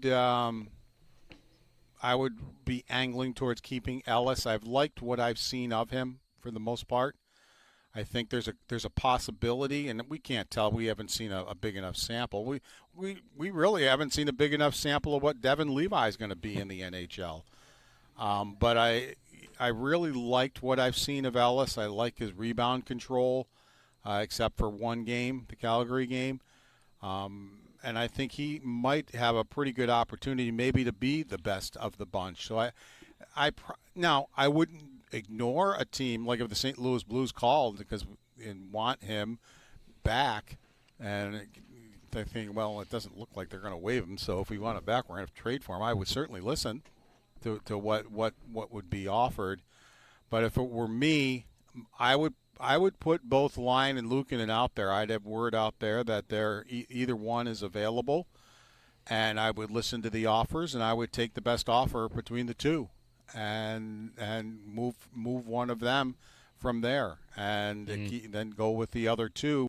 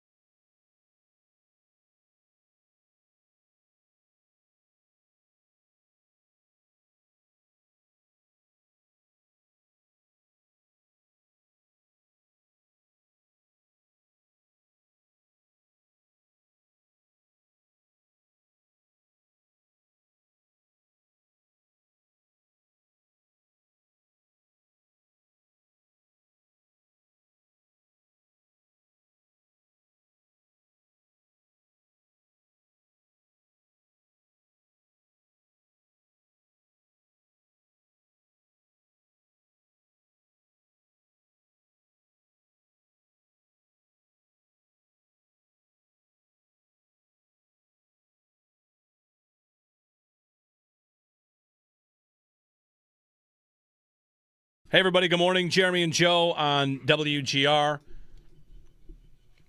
Welcoming in new Buffalo Sabres general manager Jarmo Kekalainen. He joins us in the Wester Hotline, Sabres and Flyers, tomorrow night to open up this new era. Jarmo, good morning. It's Jeremy and Joe. Thanks for taking some time today. My pleasure. Thanks for having me. So, Jarmo, when you get the job, do you text all the other GMs, or do they text you? Like, how do you fire up the lines of communication again? Just like, hey, if you've got anything you need, I'm running things. Do you get texts, or do you send the texts and calls? I think a little bit of both, and there's a text chain among the GMs. The information is shared on, so I got added to that quickly and got some phone calls as well. Made some phone calls and back in the action. This might be a question. I don't know if you can answer this. Who's the administrator of the GM text chain that sends somebody out and puts somebody in? Is there one GM that set that up 10 years ago that's got it, or who's in charge of that? No, it seems like there's always somebody that's active that does it. I don't think anybody's in charge of it, but it happened quickly, so I have to buy a beer to the person that added me quickly. All right, you're back on the text chain and in charge. It's day 2 on the job. Yesterday it said like today was day 1. Day 2 on the job. How quickly do you feel like you'll be getting your hands kind of in there on what the Buffalo Sabres will start to look like moving forward? Well, I have a pretty good idea because I've spent most of the fall with the team, watching the team live, whether it was at home, I've been on the road trips, I've been watching practices. So that was my intention the whole time. I wanted to get to know the team before I could give any good advice in my role that I had there going into the season. So I have a pretty good head start on everything, and I'll keep evaluating because I think that team's in a good spot right now, having won 3 in a row.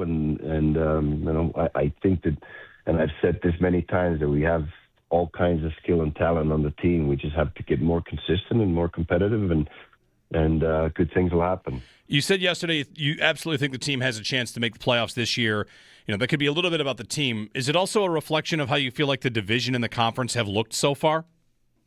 Yeah, it's very tight. You can see it when you put together a little bit of a streak, and all of a sudden you jump 3-4 spots in the standings, and it goes the other way too. So that's why you can't have any losing streaks, because the standings are so tight, and the more teams you have to jump, the harder it gets.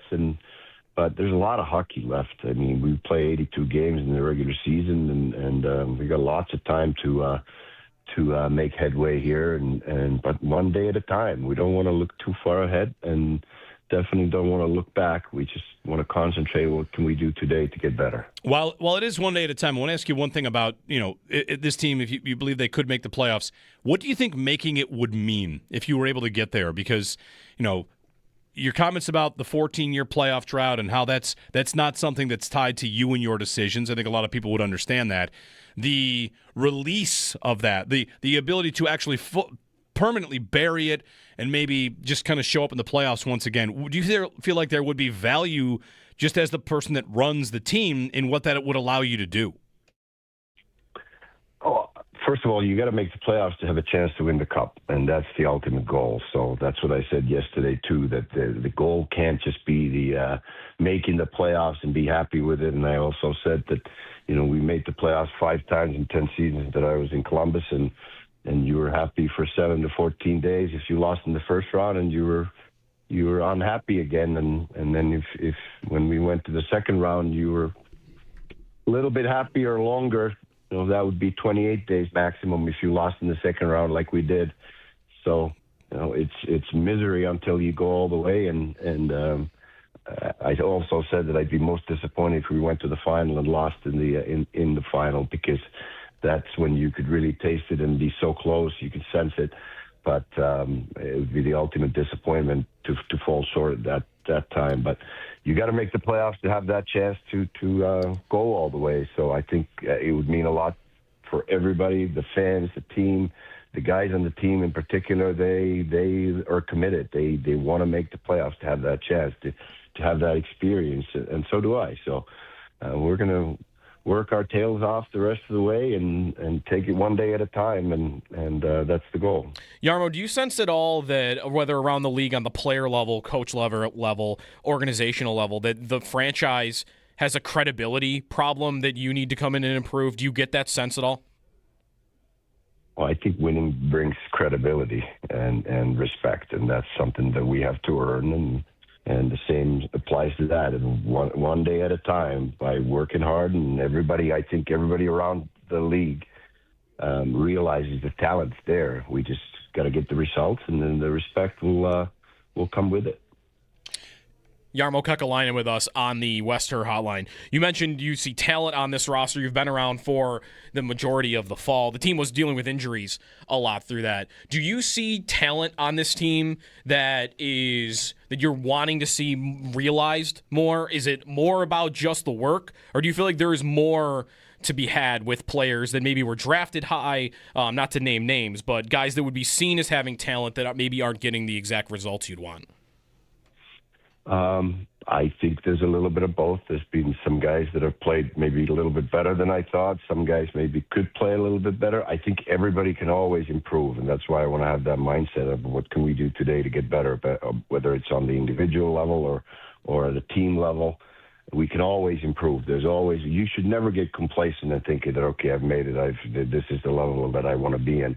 I think every day you should come to the rink as a professional hockey player thinking, well, what can I do today to get better?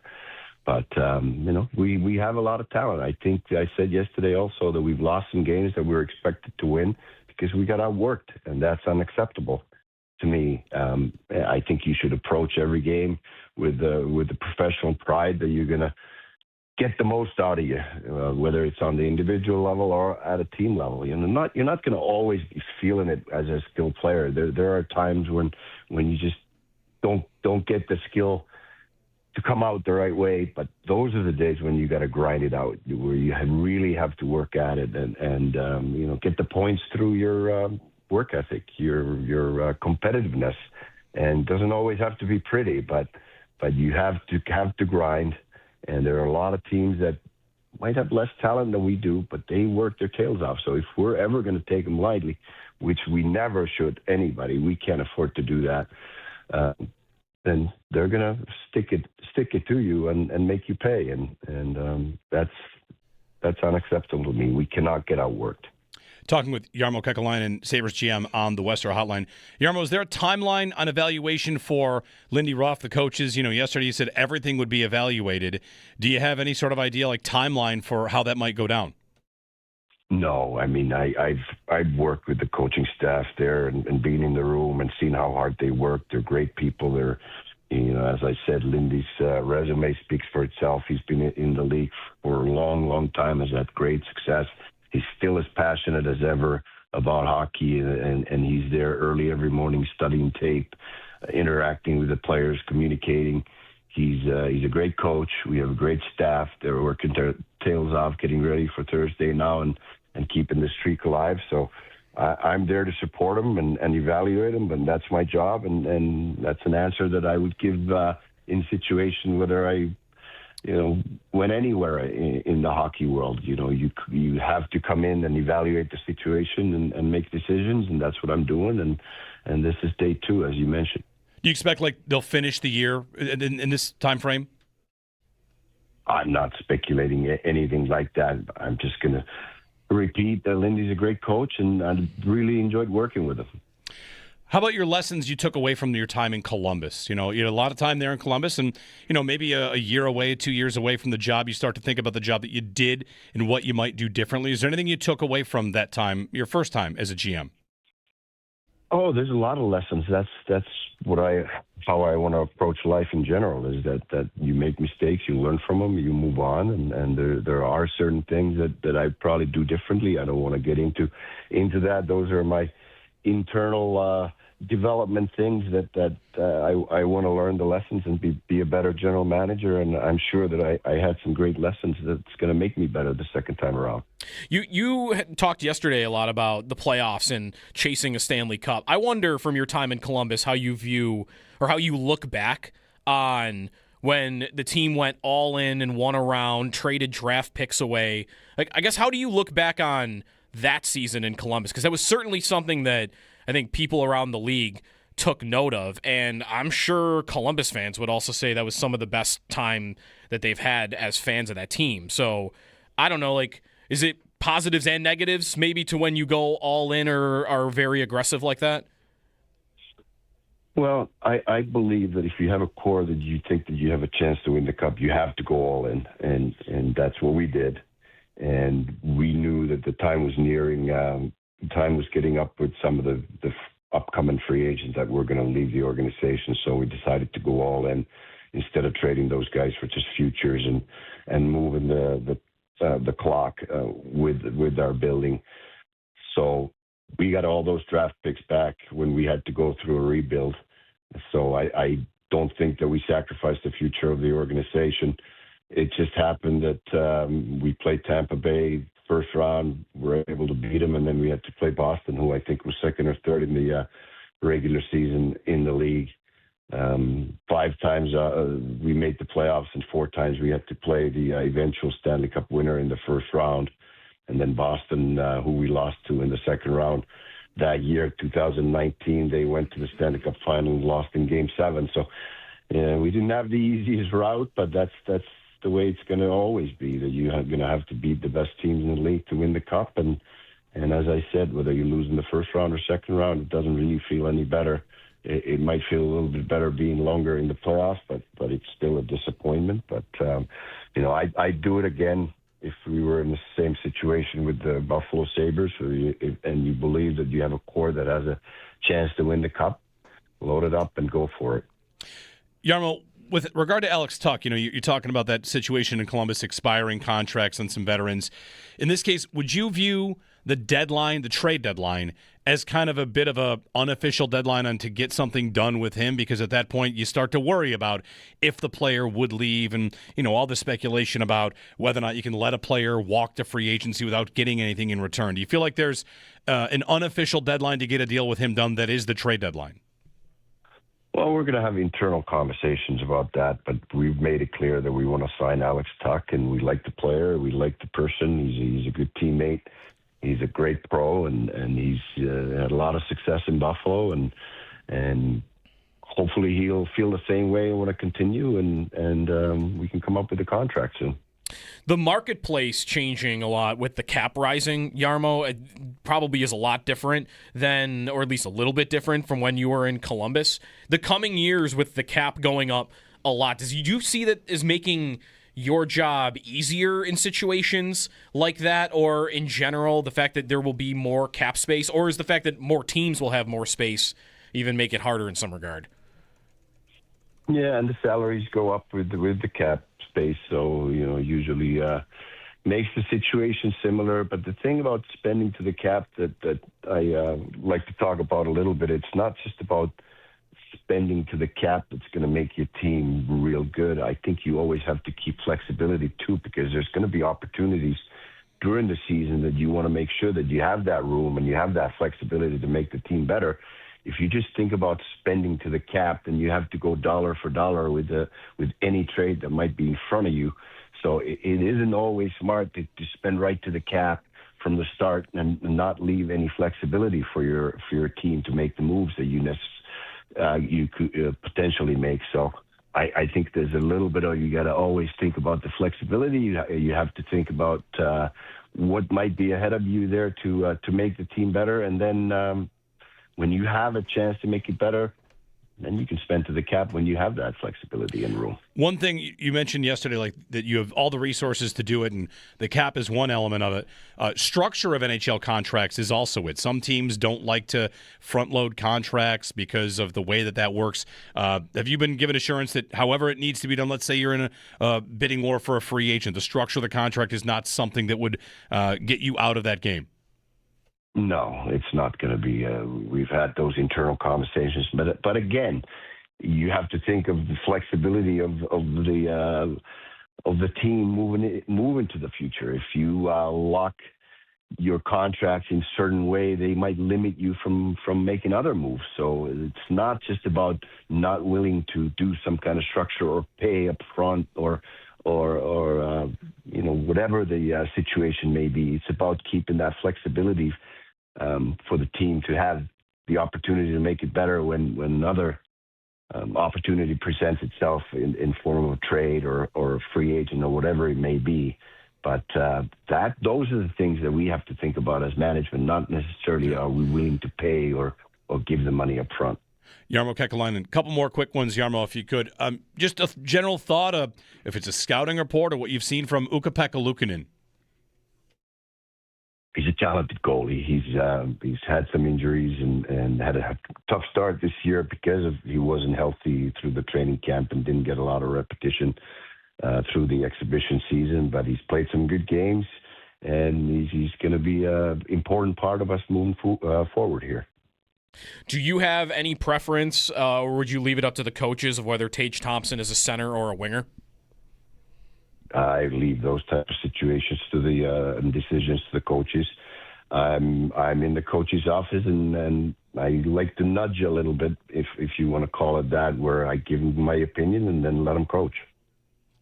Jarmo Kekalainen on the Western Hotline. Jarmo, thanks very much for the time, and best of luck going forward. Thank you very much. Thanks for having me. New Sabres GM Jarmo Kekalainen on the West Her Hotline.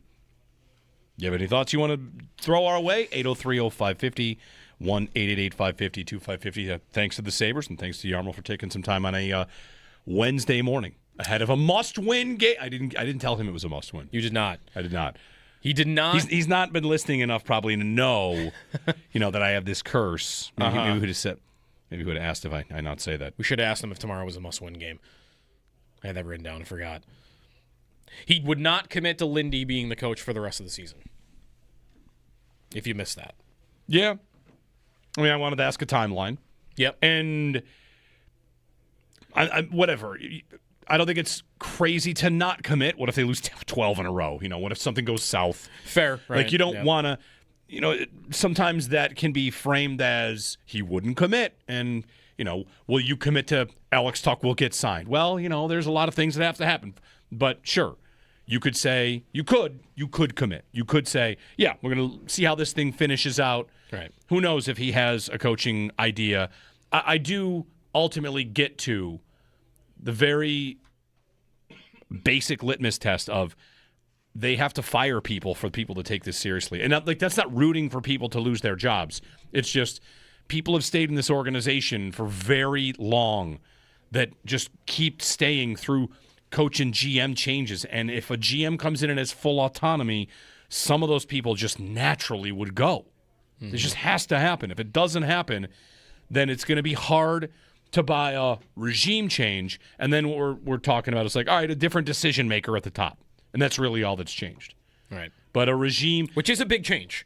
It is a big change. It is like the biggest change you can imagine them making. Right. And without saying, I want to kick Lindy to the curb or that I want everybody fired, like I would have more belief that Kekalainen has full autonomy, right or wrong, if there were more changes that came. If no other changes come, he might, of course, through his autonomy, be choosing to not make any changes. But as an outsider, he's talking, we have all these internal conversations. A lot of stuff happens internally. What do we do? What do fans do? We read what they say. We read what they do, and we kind of make our own judgments, and perception becomes reality. So the reality is Kruger staff coaches staying again would kind of it would call into question the whole, like, everybody just wants to keep these people. So without even saying I know who these people are or want them fired or care, it's just normal operating procedures in the NHL and in pro sports would be more front office staffing moves would happen. Yeah. So there you go. 803-0550, 1-888-550-2550. And eventually player movement, right? Like, there are probably guys that Kevin Adams valued higher than the league did that now Jarmo Kekalainen would come in and say, why do I need Peyton Krebs this badly around? Because the previous GM might have thought, well, he's part of the Eichel trade. Mm-hmm. Biggest trade I made, he's a piece of it. So I want him in the fold, try to make that work. He's tied to no one. He's tied to no one at this point.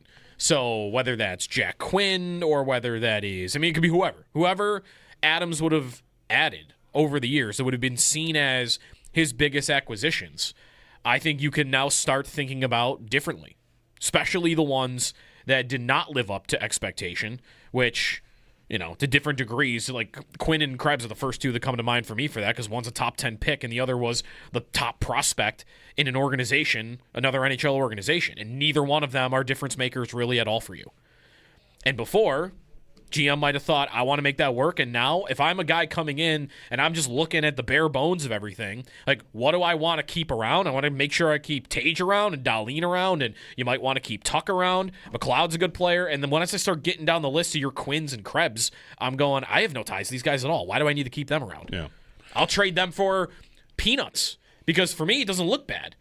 The previous GM trades Jack Quinn for a third-round pick, and it's, wow, you went from drafting that dude in the top 10 to you traded him for almost nothing. Right. Whereas now it's just, I traded him for almost nothing because I don't care. Right. To make a comparison, I don't think Brandon Beane is leaving town or losing his job at all.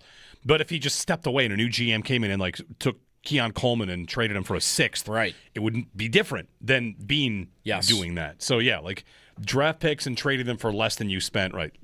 A regime change can often bring that. 803-0550, 1-888-550-2550. Your question about Tage, I liked his answer. I let the coaches do that. But I might tell them what I think. Yeah. And I'm glad he didn't kind of back away from that because you run the team. And this is another thing here, like where you want to talk about top down. The Bills have a structure where the GM and the coach are kind of viewed as separate but equal, reporting to the owner. If the GM hires the coach, GMs are always a little bit nervous to say, I tell a coach what to do. A coach coaches, right? Yep. But I'm going to get a coach that aligns with what I think. And I'm going to tell that coach, I think Tage should be at center because, like, hey, Josh Norris, if he's ever healthy again, he's a good center. Let's give ourselves 2 good centers instead of, those 2 on the same top line. Whatever. Like a vision, the idea of being aligned, having a normal kind of hierarchy would be nice instead of what the Sabres have kind of done the last however many years, which is, what, Band-Aids? Take this off, put this in. Take that. This can kind of be not a house cleaning because they're not tanking. They're not going to the bottom. It doesn't seem. But you could get this full change mid-season, like, all right, we're going to do this thing, and who's out there that we can hire? Paul in Buffalo before the break. Hey, Paul, good morning. Hey, guys, great interview. You asked all the right questions. And let me say this to the listening audience. There's not another radio station in America who would ever spend an entire morning drive on a hockey team. Not the Detroit market, not Pittsburgh, not any market in this country. And it is such a credit to what a hockey town this is that we can spend 3.5 hours on a morning show when we have, the most exciting football franchise in the sport. And we're talking about the worst franchise in a far lesser sport all day because this is just a passionate hockey market. So Jarmo Kekalainen, when you're asked about the drought and you say it's not on you, the whole thing, you miss a huge opportunity. You missed a huge opportunity to say with conviction, it is on us. The drought is on me. The drought is on Rasmus Dahlin. The drought is on Tage Thompson. It is on Alex Tuck. They're going to embrace it and they're going to break it because making the playoffs is not an embedded goal towards winning the Stanley Cup for the Buffalo Sabres right now. It is a goal in and of itself and a gosh darned important one.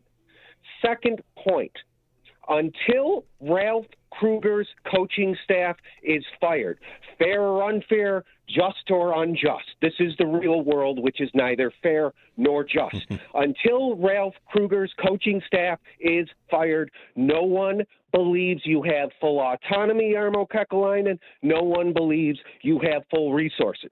Period. Stop. That's not debatable. It's a fact. You have to fire Ralph Kruger's coaches. That's the end of it. Once you do, a large swath of the fan base will come back overnight. You don't need to go on a 10-game winning streak. You need to make us think you're serious, and because we all love you, we will come back in droves. That's what it's like. That's how much you have us over a barrel. 15 years of misery, and I cannot wait to come back. Just fire the people who drive us insane. Thank you, guys. Great interview. Let's go, Sabres. Beat the hell out of Trevor Zegras Thursday night, Rasmus Dahlin. I forgot to say this. Dahlin, have your head on a swivel and your eyes open. Their lounge lizard coach, Rick Tocchet, for God's sakes, put on a tie, Rick Tocchet. You look like garbage out there. He's a dirtball. He's going to come after you. So have your eyes open, Dahlin. Have your head on a swivel. And be ready to put an elbow into Zegras' jaw. Guys, have a great show. Goodbye. Thanks, Paul. Dahlin got ejected for hitting Zegras from behind last game, so maybe that's the thought there. There could be retribution. There probably won't be. He didn't necessarily say the drought's not on me. You said he didn't say that specifically. You went back and found McDermott saying we own that. McDermott and Bean. I mean, McDermott said that more specifically, but that was their overall tone when they were both introduced in their press conferences 8 years ago. Yeah, and it's not. I remember it just never has really been that way for the Sabres, and it's not necessarily meaningful to whether they will break the drought. But listen, you got a fan base that, kind of like Paul said, is dying to come back and just dying to be invested in it. Yep. And you want to feel like that your suffering over the last 14 years isn't ignored. Isn't the team doesn't pretend like it doesn't exist, because it does. And everything around the reaction from fans in the building that players have had a tough time understanding at different times, to how GMs and coaches are talked about, like everything around the team comes with that context. So anything that looks like pretending that it doesn't exist just never sits right with me. And I agree. Like I think if they made their slogan for a season "Break the Drought," it would go over well with fans. Instead of, is it "Sharpen Your Sword" still or something? I don't know. Like if they made their season slogan "Break the Drought," I don't think they'd ever do that, because I mean they should. If they made it "Just Get In." Just get in. Just get in. Like, people would get on board with that. Shirts for 5. We would have been doing that for the last 5 years. Just get in. All right. Just get in. We'll worry about the next steps after the next steps. Yeah, I have a similar thought about this. Like, we're late for a break, so I don't really think Yarmo was that bad, by the way, with the drought questions. No, I don't. But it wasn't the tone I was looking for. Sure. I mean, there's stuff that we hope a guy would say. He could say what he wants, and you could be kind of aligned and just dreaming of it being a little bit different. 803-0550, our phone number. You can give us a call on WGR.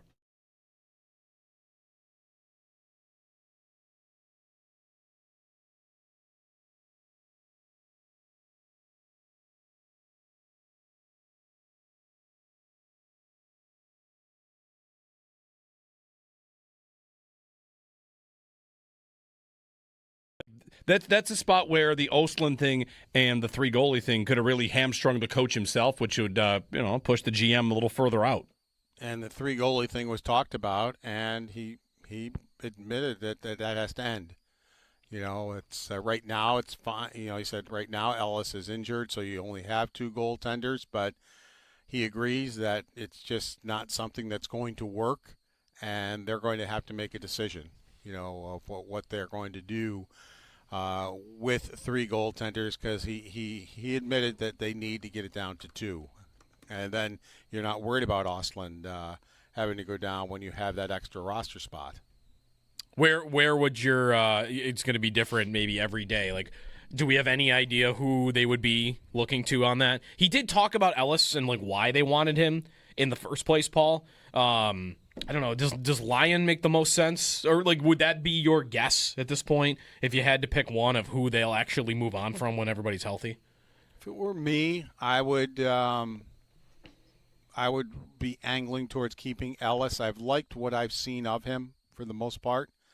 I think there's a possibility, and we can't tell. We haven't seen a big enough sample. We really haven't seen a big enough sample of what Devin Levi is going to be in the NHL. But I really liked what I've seen of Ellis. I like his rebound control, except for one game, the Calgary game.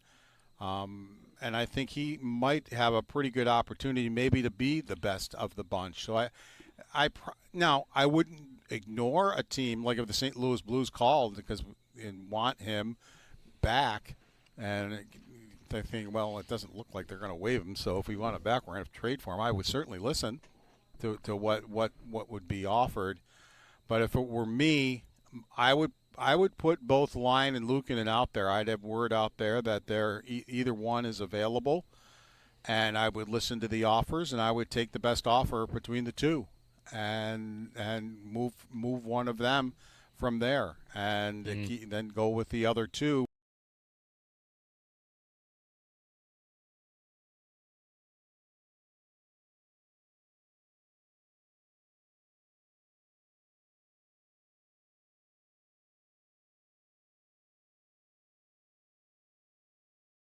Tailgate Trivia is back, presented by Total Sports Enterprise. Listen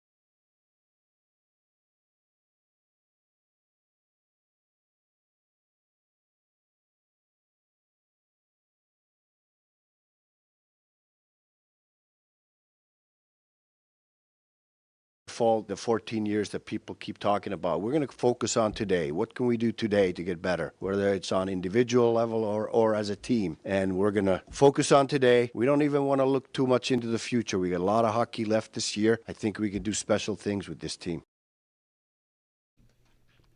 That's Jarmo from yesterday. Jarmo Kekalainen at his introductory press conference. Good morning, Jeremy and Joe. Looking at Bills' playoff scenarios, how they make it.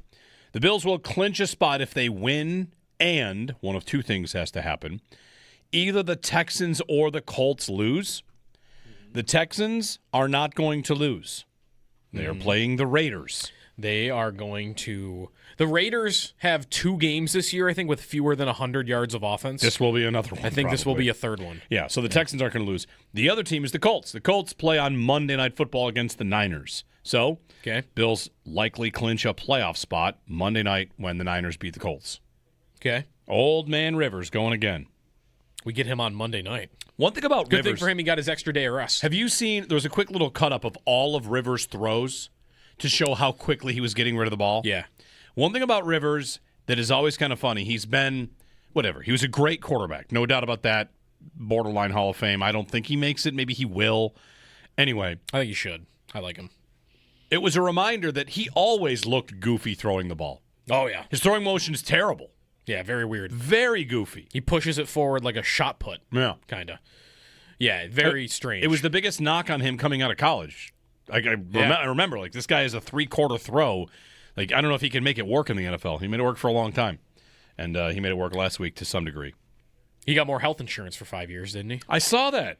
Health insurance, for him and his kids for an additional 5 years. Yes. He got 10 kids. He traded 5 years of eligibility for the Hall of Fame for 5 years of health insurance. I feel like that's a good trade. Yeah, it's a good move. They could maybe pivot off him after Monday because they would still be alive, right? Mm-hmm. Like, they'd probably have a tough go at it, but it was reported, I think, yesterday that Anthony Richardson's been medically cleared. Oh, that's a bad idea. More than Rivers is? Yes, it's a worse idea. Yes, it's a far worse idea. I mean, Rivers just really looked like in the second half he can't play. Like, you can't run an offense with him. You can't try to go down the field. You had to settle for a 60-yard field goal with 52 seconds left. Like, that's they tough. lost the game because they didn't trust their quarterback enough to run passing plays in the 2-minute warning down 1. And I think he's probably a safer option, and Richardson is very untrustworthy and volatile. Yeah. But to me, like, I would put the guy out there that I can at least get, like, the last drive of the game. There's still, like, 25 seconds left, 30 seconds left on the clock, and the Colts to go down the field. Like, you knew then, well, now I can't run the ball. I got to throw it. And Rivers immediately got picked off, and it was the easiest pass ever because the ball, like, hung in the air. Like, Richardson, he probably isn't driving you down either. I feel like I have a shot. So if I'm them and I lose this game or Rivers just looks broken and bad, like, I know it's not great, but I would probably start Richardson if I were them the next week. Or Riley Leonard if he's back. I would go back to somebody else. Riley Leonard. For anyone, yeah. All right. You can't not run pass plays when you're down in the 2-minute warning. You can't be at that place. Mike in the car is up. Hey, Mike, good morning. Hey, guys. One of the things that bothered me most about the game the other day, and we went through, you guys have talked about the fourth down calls and him not going for it on fourth down twice, the challenge. But to me, the biggest problem of that game was 5.5 minutes left. We've got the ball. We've scored 5 straight touchdowns in the 5 times we've gotten the ball. We've got the ball, and we can clinch the game here. We're up by 4. And first down, we run for 5 yards. Second down, we run up the middle for 0 yards. 3rd and 5, we run 1 yard and we punt. It's like all of a sudden this juggernaut offense that the Patriots had no idea how to stop 5 straight times, we go conservative. And that's my concern in a game. If we were playing Mahomes in that game, I guarantee, and this we see it all the time. We see these teams come back on us at the end of a game. We saw Mahomes do it, 5 times. You're talking the most recent game? Yes. Yeah. Most recent game, 5.5 minutes left. And right. we had a chance. Right. They ran 3 times and kicked. Right. Right. I mean, two last and a half minutes to go.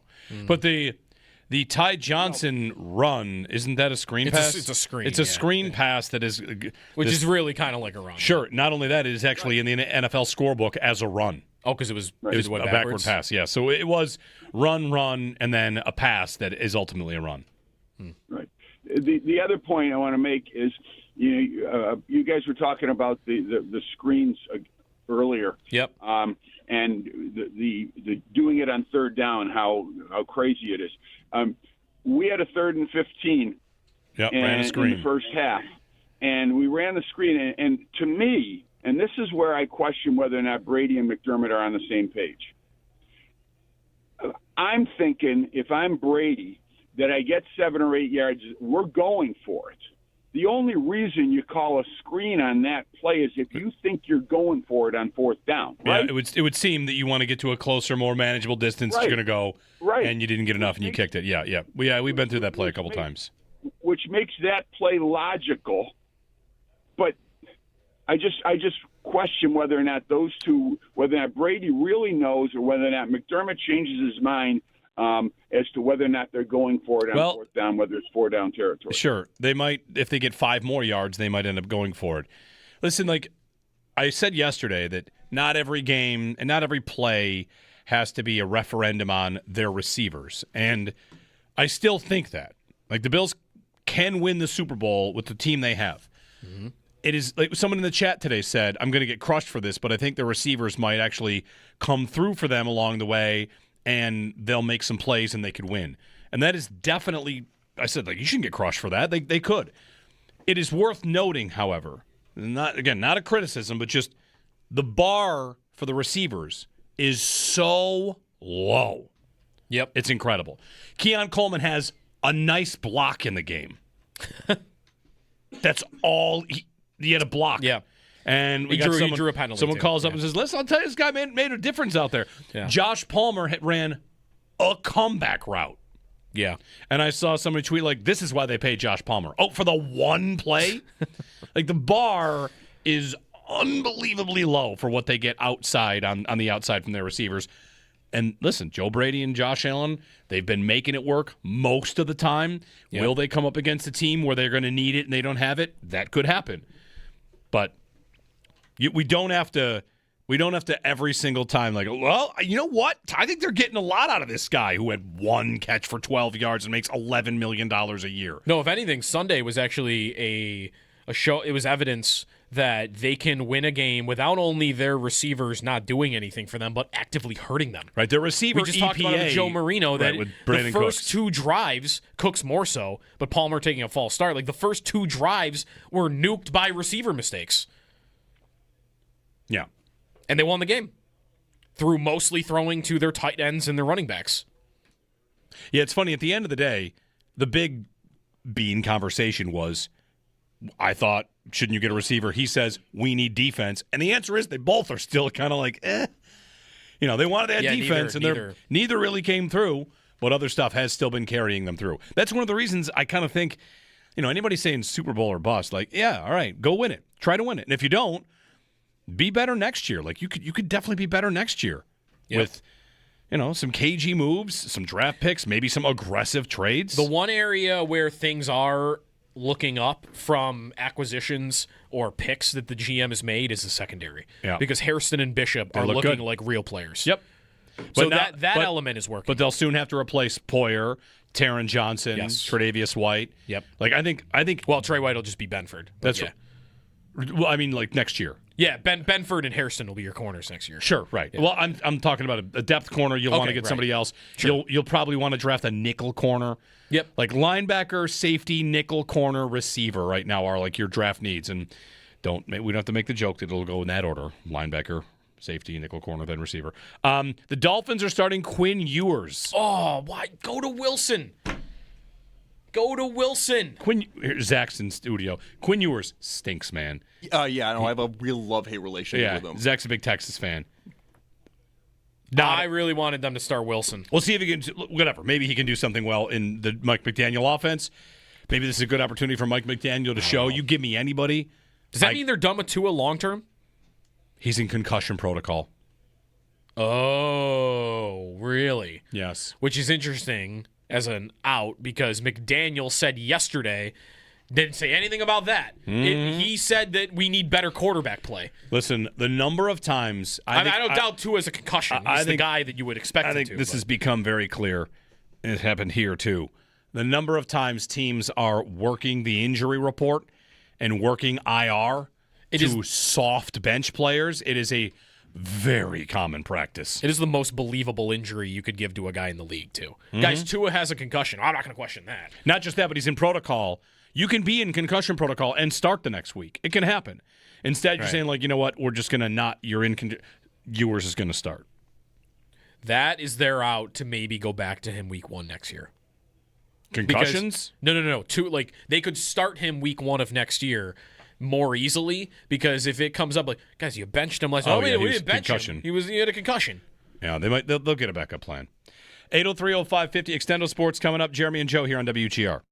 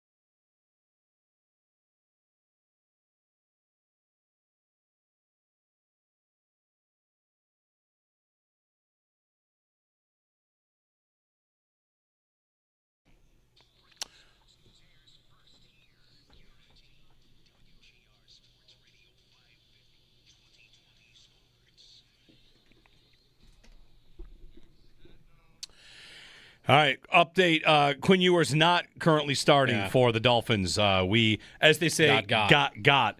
Yeah. Which I fundamentally do not acknowledge because the trash hole that is Twitter, once they allowed people to buy blue check marks to act as journalists and act like legitimate people, Twitter's, of course, source code now includes, let's just have people lie and make it look like it's real news. Yep. So, cool. Yep. That's part of the deal we all strike by being on Twitter. So, no, he is not going to start for the Dolphins. No. At least not yet. Maybe he will.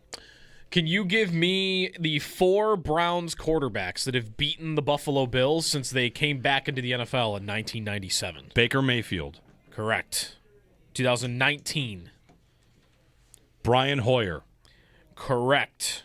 Thursday Night Football 2013. Yes. Yeah. I remember that. EJ? I think EJ got hurt in that game. And then who came in? I don't know, but I think EJ hurt his knee running to the sideline in that game. Running to the sideline? Like, just whatever. Running and going to the sideline took a hit. Oh, and they told him to stop. I thought you meant like running off the field. No. Brian Hoyer, Baker Mayfield. Who's going to be the backup quarterback that came The other two quarterbacks to beat the Bills. I mean, do I want to say Derek Anderson? I don't think so. He played for the He played for the Browns. Derek Anderson is correct. Okay. And I believe you would have been at least one of these 2 games. He's the only one on here that did it twice. 2008. 2007. That's here. 8-0. Okay, 2007, 8-0. I was at that game, yeah. And then 2009, 6-3. Was 8-0 scoregami? No, there had to be games in the 40s. Joe, it's there were 8-0. 8-0. It's 8. Oh, yeah, in the 40s. Those games in the 40s were like 2 field goals and a safety, no score on the other side. Correct. You are actually you're close to right. Yeah. In 1926, the Pottsville Maroons. There we go. Beat the Providence Steamroller. Yes. Singular. The Steamroller. 8-0. Want to see the box score for that game? Yes, I would love it. I love old box I want to scores. see this box score. I love old football box scores. They're nuts. Jim Welsh had a 20-yard field goal. There was a safety, and Jim Welsh had a 25-yard field goal. Nice. It was outdoors. It was played on grass. That's all we've got. Scoreless at halftime. Coach Jim Laird and Coach Dick Roush at Minersville Park. Love it. In Pottsville, PA in 1926. So Derek Anderson beat the Bills twice, and he scored a combined 14 points. The backup quarterback that came in 2013 that went 8 for 20 for 80 yards and an interception was Jeff Toole. Jeff Toole? He came in that game and did nothing. Oh, right. And the 4th quarterback to beat the Bills? Yes. You're missing the guy that's actually, it went Derek Anderson in 2007, this guy in 2008, and then Derek Anderson again in 2009. Who was sandwiched between Derek Anderson and Bills victories by a Browns quarterback. Give me a hint. College. 2008 beat the Bills in Buffalo 29-27. Oh, that's Trent Edwards, Monday Night Football. Yes, it's a Monday night game. Boy, who is that? Trent Edwards, Monday Night Football. Jeff Garcia. Nope. Oh, man, I love that guess. I don't have Garcia ever starting against the Bills. He might not. Did he play for the Browns? Jake Delhomme started against the Bills with the Browns. So did RG3. Give me another hint. 29-27, they lose If I give you the college, I think you'll get it right away. But Let me have it. Notre Dame. Oh, Brady Quinn. Yeah. All right. Good trivia.